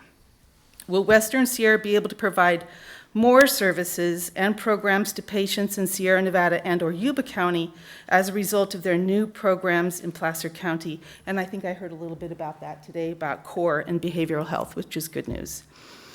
I would also like to know, and I've read the documents several times, I didn't see a plan B. What happens, and hopefully this won't happen, but what happens if Western Sierra medical clinics in Placer County don't survive? Maybe they won't make it. Does Placer County have a backup plan for that? Thank you very much. Thank you. Please come forward, state your name. Thank you, Board. My name is Holly Leeds. I'm one of the doctors at the clinic. I've met with some of you personally. Some of you I could never manage to catch. I will state my concerns specifically about this plan. Approximately 8 months ago, we made an attempt to move between 600 and 800 patients who were no longer county residents to 4 other organizations. Not 1, but 4. They were supposed to go to an organization in Nevada County, which is the Western Sierra, Peachtree Clinic for the folks who are out in Yuba. They were going to WellSpace for folks who were down near Sacramento, and I can't remember the 4th. Oh, Chappaday was willing to take some. That was 2 months at the max 800 patients. 4 months later, several of those patients in different counties didn't have homes, including the fact that unfortunately, 2 patients that went to Western Sierra were told that they could get all but their pain medication from Western Sierra, but they'd have to come back to see me for their narcotics. When this was announced to us last Monday afternoon, I got on the phone on Tuesday morning and attempted to make a phone call to Western Sierra to talk to their pain management major person to ask what is the current policy on pain management. I was told that doctor was on vacation until after the 4th of July. I am still waiting for a return phone call. I don't know how many of the staff you have on your website are full-time versus part-time. I do know that you're talking about 30 hours a week being open for patient care in Auburn. Right now we're open 40 hours a week, and we have 3 full-timers, so that's 90 hours plus the hours that our medical director works. And I'm concerned about taking the number of patients that we have and dropping them into a smaller work base. I'd give my eye teeth for the simple patient. I really would. I never see anybody, even people who come in saying all they're coming in for is a joint injection. Those folks manage to drop 3 other problems, and I can't turn them around fast enough to bring them in. I worry about what's going to happen to those people. Thank you for your time. Thank you. Good afternoon. My name is Doreen Rogers. I'm the nursing supervisor for the Placer Medical Clinic and a constituent of Mr. Holmes's area. I'm going to beg the board's indulgence. The issues that I will be addressing today will be specifically for the RFP. It may take me a little bit more time than 3 minutes to get through. I will be as concise and quick as possible. Let me make some real clear clarifications. First of all, the standard of care in the state of California is that a patient is yours for 2 years after their last appointment, thereby making 5,146 patients in Auburn that will be affected, 1,809 in Kings Beach, and approximately 200 dental patients in Kings Beach. Now, as the Bielenson hearing was not posted in Spanish, let me reiterate, 607 of those patients are Hispanic in Auburn and speak Spanish. 735 were Hispanic and had no Spanish translation. Now, that brings us not to a total of 4,000 patients that will be affected, but 8,155 patients. Now, out of 283 patients and appointments that were scheduled, only 283 patients were able to possibly see the Bielenson hearing. That is less than 5% of our total patients. Moving on, we come to the RFP, and thank you so ever much for allowing a non-biased group to review our RFP proposal as all other RFPs were reviewed. Kings Beach, it is a money pit. Good luck. Even in the outside consult, it will take over $700,000 per their recommendation of board or county funding, even if Tahoe Forest or an outside person took that over. Their estimation is $700,000 a year for that. In addition, let's go to staffing in Auburn. The positions that you reviewed are positions that were already funded. The numbers came from your numbers in our budget. I'm sorry if your numbers were wrong. Going on, 75% productivity in normal FQHCs. Well, Guess what? We've had our doors closed by our directors for over a year trying to, I'm not sure what. In addition, not only were our doors closed and we weren't able to take new patients, thereby keeping our productivity up, but over 800 patients were also dismissed. Well, guess what? Your cost per encounter is going to go up. When it comes to renovating and the information that you gave about the renovating, we weren't asking for more money. We were asking for the money that had been awarded to us in 2012 to be reinstated to us from an award that we were given, a very long process that our Board of Supervisors approved. We got the money and it disappeared once Maureen Maudman became our director. Within months it was gone. Let's talk about renovating Kings Beach. We already know that that property is not OSHPD compliant. We also know that as a renter, if you're going to rent that space, you as the renter are responsible for bringing that property up to code. That's going to cost you money. This is not rent-free. Money's on, we're talking no money at all. We're already talking recommended $700,000 a year. We're talking you have to bring the building up to code. They've already stated the building has to be gutted, okay? No estimate on that cost. Utilizing review. If anybody had bothered to actually read the RFP, you would have noticed that the $820,000 that we earned from Anthem last year and have yet been able to touch was actually for startup fees for other services. Startup fees to start our telehealth, which enables us to do rheumatology, endocrinology, pain management, all of these things that are very difficult to find. Even you will have difficulty doing that. Now, startup fees only. Once we get it going, we get going. Your comments, please. Okay? I'm just pointing out, I'm not trying to be derogatory. You're going to have that issue too. I apologize. Now, in addition, this also allowed for us to start with cardiology, bring in allergists, and all of those actually into our clinic on a part-time basis, 1 day a month, 1 day a week, whatever. Again, startup fees only. Other things that have to happen is you talk about... You're going to have to wrap up your comments, otherwise... Okay. In addition, the last thing I want to say, there are indeed items that we cannot change. Those items are the administrative costs of our administrative costs of $978,000. Those won't go away. They will get distributed through. In addition, other costs that won't go away, like our IT team, bringing our actual total down to $2,887,000. My last concern, this is, Placer County does not qualify for another FQHC. We do not meet MUI, we do not meet MUP. They can operate for, on a temporary basis, a satellite FQHC that can only run for 30 hours a week. That's all. Now, my recommendation is, let's hold off on this. Let's find out, can they get their clinic going? Can they get their FQHC up and going? Can they get the services provided? And in December, revisit this.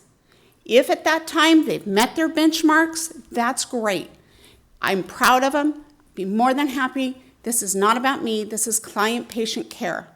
If they've met their benchmarks, then let's follow through. I have no problem with that. But at this point in time, the recommendation is to send and or transition our patients off to a clinic that isn't even open yet.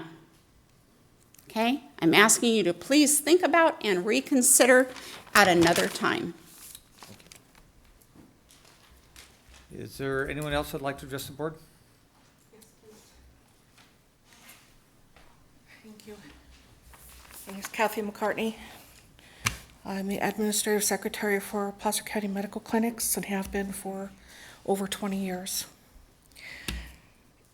I did a lot of thinking about what to say today, and the first thing that came to mind is the mission statement for HHS, which in part states, to realize our mission, we strive to keep all children, adults, and families healthy, safe, at home, in school or work, out of trouble, and self-sufficient.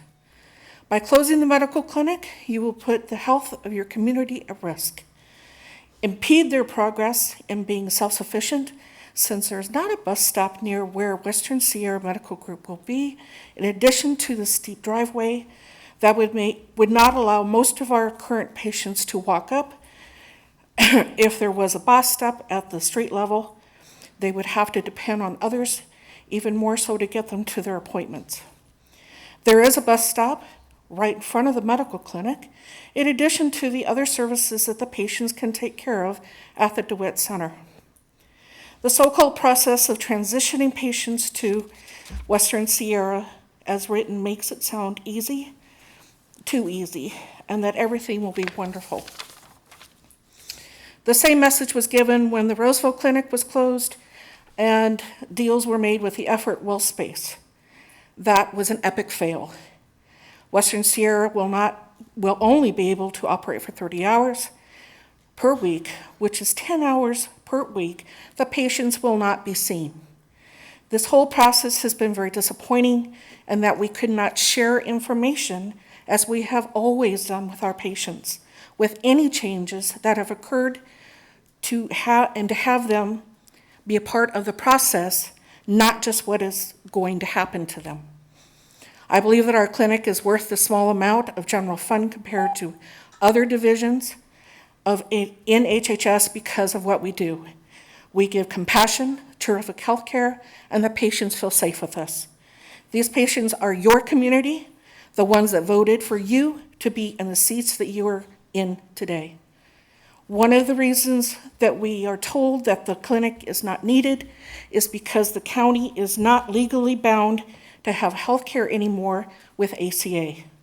While that may be true, there are lots of other programs within HHS that are not legally bound to have that cost more money in the long run than we do. I believe it is ethically and morally wrong to close this clinic to your community that has depended on this clinic for many years. They know that they can count on us and that we will treat them with respect. I don't believe the same can be said of Western Sierra, since they aren't even open and they don't have the best reputation in Nevada County. Thank you. Thank you. Any other speakers?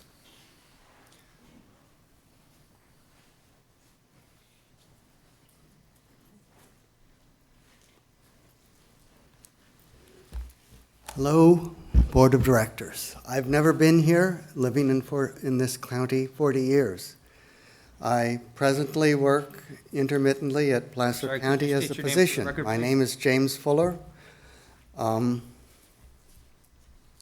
former Chief of Staff, Sutter Auburn Faith Hospital. I have delivered 7,000 babies in this community. This isn't the point why I'm here. I'm here to try and make a point that I think that the clinic should be kept open, and I think the reason for that is that it provides an essential care for our community that is underserved. Thank you. Thank you. Anyone else like to address the board? Seeing none, I will close the public hearing. Bring it back to the board for, first of all, if you have any further questions and/or there were several questions raised, so maybe staff might want to address some of those questions if they so choose, or we could just go directly to questions by colleagues. You want to? I have a question. Okay, Jim. Mr. Morris, the first gentleman that spoke, talked about his opioids. Is there a safe transition from his program now to your program? Can you address that? I'll speak to that, thank you. We recently hired a pain management physician who is also helping run our medication assistant treatment program for opioid dependency, but that's not to say that people who are on opiates for pain will be tapered off. In fact, our goal in having pain management is to work with the patients in helping them relieve their pain, whatever means necessary, and it might include opiates. So all of our new patients are being evaluated very thoroughly for what services we can provide for them. And at one point, we weren't sure we were able to handle certain patients with high opiate demands, and so we suggested they get their care elsewhere because family practice physicians have a certain ceiling limit by which we're guided to practice. But now that we've hired a pain management specialist, she is helping us identify patients who are on high-dose opiates and helping care for them and transition them and give them more options, which may include a change of opiates or continuing or other services that help with pain. Might include physical therapy, might include other kinds of medicines, also includes behavioral health and other supportive measures.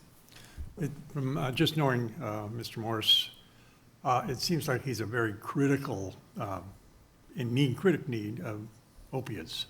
And so I would just want to make absolutely sure that he still had the same amount of medication that helps him with his pain every day. So every new patient that we review that has opiates listed as something they're currently taking, we take very seriously because there's big implications for taking people off of those medications. So every intention is to continue their care and then offer them choices and suggestions based on our evaluation of their needs and what they want and their goals for their own pain management. Do you use any medical cannabis in your operation? We don't currently recommend that because we're a federally qualified healthcare center and we're bound by federal obligations to not offer that to our clients. Okay, thank you. Okay, any board members with questions at this time? Jennifer. I have just a couple or a number of specific questions I wanted to start with. I wanted to follow up on Supervisor Holmes' question about a certified pain specialist. It sounds like you have one for the complete system. I know that there is a lot of contention revolving around the use of opiates currently. While it was considered sort of the fifth sign in the past, that is probably changing in the medical community. Having said that, however, my question is, would you be able to manage the added patient base, or would it be necessary to bring an additional pain management specialist on? And if so, could that be one of our staff who might otherwise be displaced? So we know there's a large volume of patients in Nevada and Placer counties, actually in all counties, that are using opiates, whether legitimately or because they have opioid dependency rather than pain issues. In addition to our pain management consultant helping identify patients that are using very high doses and offer them alternative choices, the goal of having pain management on site is to offer training for our current practitioners so that they can better handle patients with their pain needs who are also prescribing opiates. So just so I'm clear, so the pain management specialist is not so much to interact with the patients as to train other medical staff to be able to make those evaluations? It's both. It's to have a fluid transitioning of patients who may require higher services that would then go to the pain management specialist, but also to have all the folks who are practicing medicine, family practice, primary care-wise, be better trained so that they can handle and identify patients that might need more services. I think the role of pain management continues to grow, and there's a lot more services we can provide for patients now. So adding on pain management specialists in the future is something I would love to see happen. If we identify providers that are currently working for Placer County that have that expertise and want to share that with us, I'm very eager to talk with them because we have need. Okay. And then I'm not sure this was a statistical comment or just sort of an impression, but there was one speaker who indicated, and again, I don't know if this was her opinion or if this is related to some sort of study, that patient satisfaction with Western Sierra is the lowest she's ever seen. Do we have any statistical analysis as to patient satisfaction as compared to any other set of providers, including ourselves? Is there anything that No, exists? we don't have access to any patient satisfaction data regarding any of the federally qualified health centers or other health centers that operate within our boundary. Okay, so I'm just going to assume that was an opinion rather than a data point. Northern California Legal Services raised a couple of questions, and I'm not sure who should answer this, so if you guys wouldn't mind staying, and maybe our staff might answer this as well. Will the Placer service impact other currently existing services? Or, in other words, are you going to close any clinics, reduce hours, transfer staff? I can answer that a little bit. No, none of our plans are to reduce any of our hours of operation for other sites. It's to grow these sites. I think one of the other questions is, do we provide services to low-income individuals in sliding fee? And the answer is yes, we do. And we could provide that information to legal services and provide this board a copy of our sliding fee policy if you'd like. Part of being a community health center and some of the federal funding we receive is to offset the cost of indigent care. And so we do take that seriously, and we do have policies around that. Okay, so you will serve, I think the term was deep poverty clients? Correct. Okay. And then this is probably a staff question. What is Plan B? What if 3 years from now this doesn't pan out? What have we strategized for in terms of that? Well, keep in mind that we have 0 people in our own indigent care program, and we don't foresee those numbers radically changing. And we will contract out with local providers for that care when we do have the occasional individual in that program. Plan B, I mean, quite frankly, it is the responsibility now of the state and also the Medi-Cal managed care plans to ensure that they have a provider network to serve individuals. So that responsibility will go to the state. We would work closely with those managed care plans to try to develop plans to make sure there's adequate network capacity. There's always the option to reopen clinics. Very expensive. We have rural health status of both of our clinics in Tahoe and Auburn. We would very likely not be able to recover that rural health status. That allows us to get a slightly higher reimbursement rate in Auburn. We very likely would be able to reestablish rural health center status in Tahoe.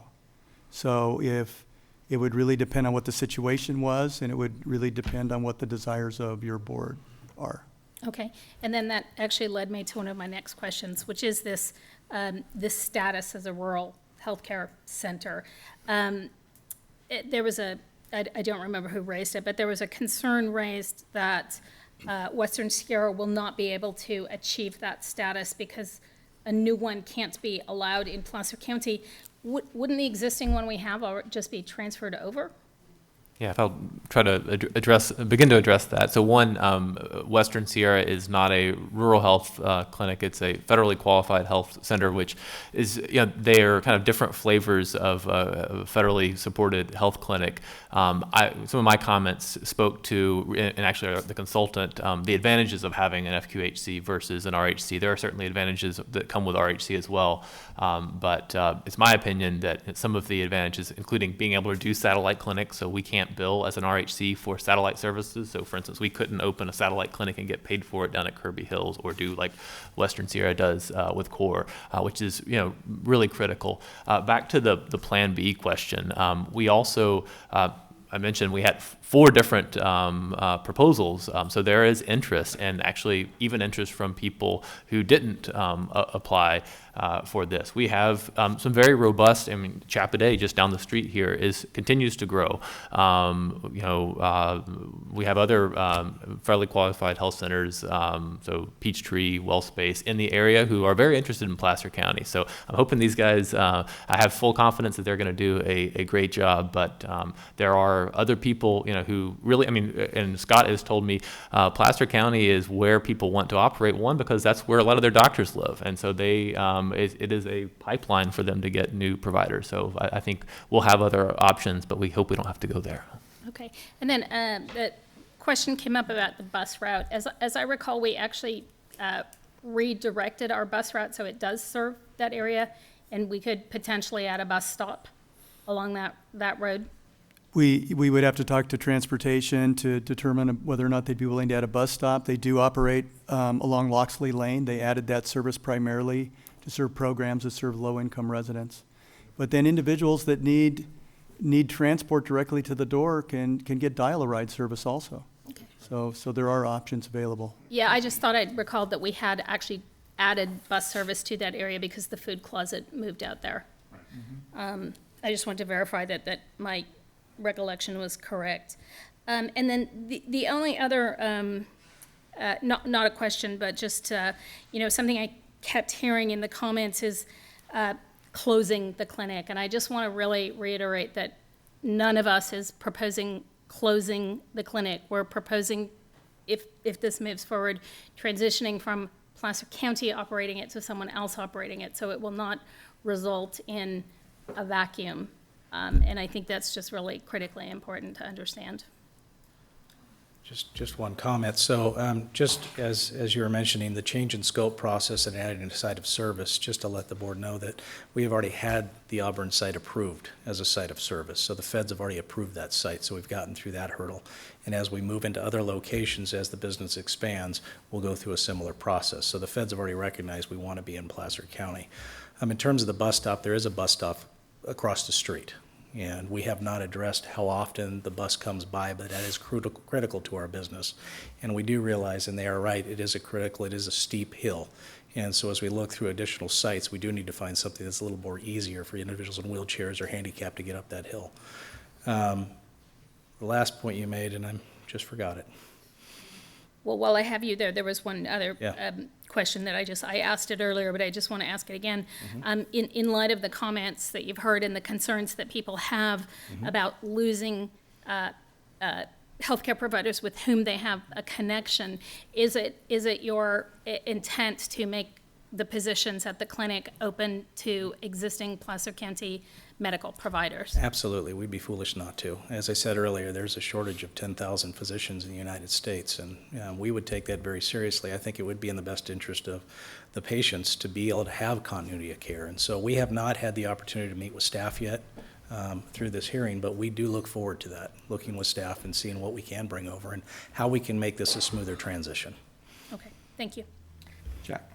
Yeah, I've just got two basic questions. You can go stand up there. I'll put you on the hot seat for a few more minutes. The first question is, what is your corporate structure? You've made some comments about you're not intending to do certain things, but my concern is there's a board of directors in the background that may overrule something that you say. So why don't you kind of explain a little bit what your corporate structure is? So we're a nonprofit organization. We're ruled by a 13-member board of directors. I work directly for the board of directors.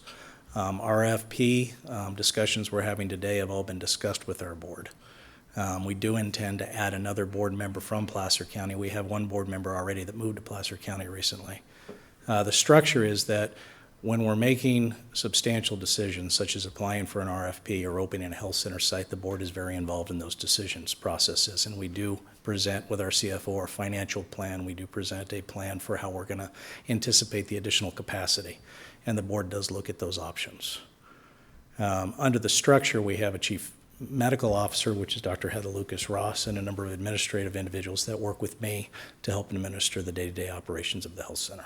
But the board does have ultimate decision-making authority. As part of the RFP process, and I'm not, I'm just asking you this question. It's not, there's no legally binding or anything. Would your organization be opposed to some type of a citizens oversight group to provide input, if decisions come up that are, patient-based or access-based and those kinds of things? And I don't mean oversight as far as telling you what to do or how to manage it, but a group of communication, because what my concern is I don't want the ship to sail without us having the ability to check in every once in a while. And maybe that's something that we can write into the contract as far as communication and a communication process.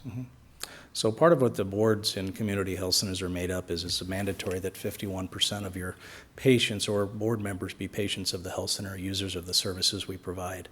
We have 85% of our board members are users of the health centers.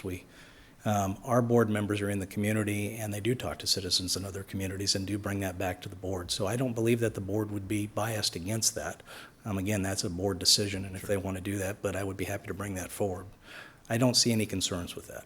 It's just the thought. It's just something that I was thinking Well, about. and I think it's going to be crucial. I think it's a great question because we're going to have a time to sit down with the citizens or other concerned members, staff members, and others and figure out how do we transition this smoothly and how do we address some of the concerns that, were addressed today or what we're going to see moving into the future. So. And is staff willing to kind of discuss that as far as moving forward, as far as how to communicate with the provider, So we did include that in the agreement already, and we want to have regular meetings scheduled. We identified monthly meetings to start with, because we feel like, we agree, ongoing conversations, things are going to come up, we're going to need to work through many details of the transition, so it's going to require close communication, and we expected going forward that we would have continued regular kind of conversations just to check in to see how things are going, so we can problem solve and we can address issues and they don't get bigger as we are, just making the transition. I'm not so much concerned about the transition itself. I'm concerned about moving forward down the road. The transition is a concern, but, ongoing communication is I think, very important in this type of a transition when you're going from something that's been in existence for 40 years to a different, concept. I think it's So I agree. So we expect that the county would have some continued communication with the organization on an ongoing basis, because they are providing a vital service to our citizens. Supervisor, I might add that is an ongoing function of public health to monitor and make sure that there's appropriate access to healthcare services, particularly safety net healthcare services. I know in Nevada County, you participate in the healthcare coalition up there. Actually, our public health in the past has not really had a healthcare coalition, so that's something that we're working with all the safety net providers in Placer County to kind of get that up and going, and looking at safety net issues in general, including for federally qualified health centers and Indian health centers and others, but also things like emergency room access, mental health issues, that sort of thing. So it's something kind of ongoing that we'll be committed to. It's our job as public health. And just for the record, while I've got the mic here, I understand your concerns 100%. I get it, and I understand staff concerns 100%. And change is difficult for everybody. But what I see here in looking at the numbers, and it's not just a numbers decision, but the numbers do speak volumes to that, we've got a $20 million delta over 5 years, and that money can be used to augment services here in the county and be addressed to a lot of other things that we have issues with that are, we've been dealing with in the past and we're going to be dealing with in the future, and that's something that I don't want to minimize, and I certainly don't want to minimize the transition with employment and the what ifs and those kinds of things, but I wouldn't be doing my job if I didn't seriously consider what's being proposed. So, thank you. And then Jennifer, your light is still on. Oh, I'm sorry. Okay. Jim. I just had a question for Maureen. I left you a voicemail, you returned it last night, regarding primary care in Kirby Hills for our severely mentally ill. Is there a program down there now, or will that be augmented if we make this change? Yeah, if you make this change, then Western Sierra has agreed that they will put a satellite clinic at Kirby Hills. We have a SAMHSA grant, and we're working on integrating primary care with the folks that have serious mental illness at the Kirby Hills site. And so they have agreed, if this goes forward, that they will add that satellite site at the Kirby Hills location. So would you consider that a benefit of moving forward with this RFP? I would. Okay, thank you.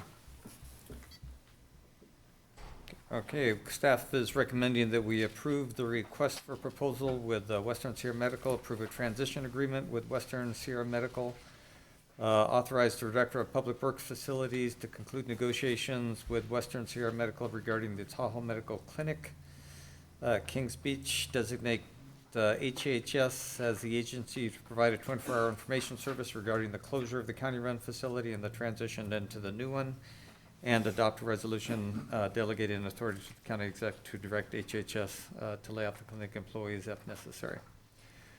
Any other comments or questions, or what is the pleasure of the board? Second. Been moved and seconded. All those in favor say aye. Aye. Opposed? Motion carries. Thank you. With that, our meeting is adjourned for the day.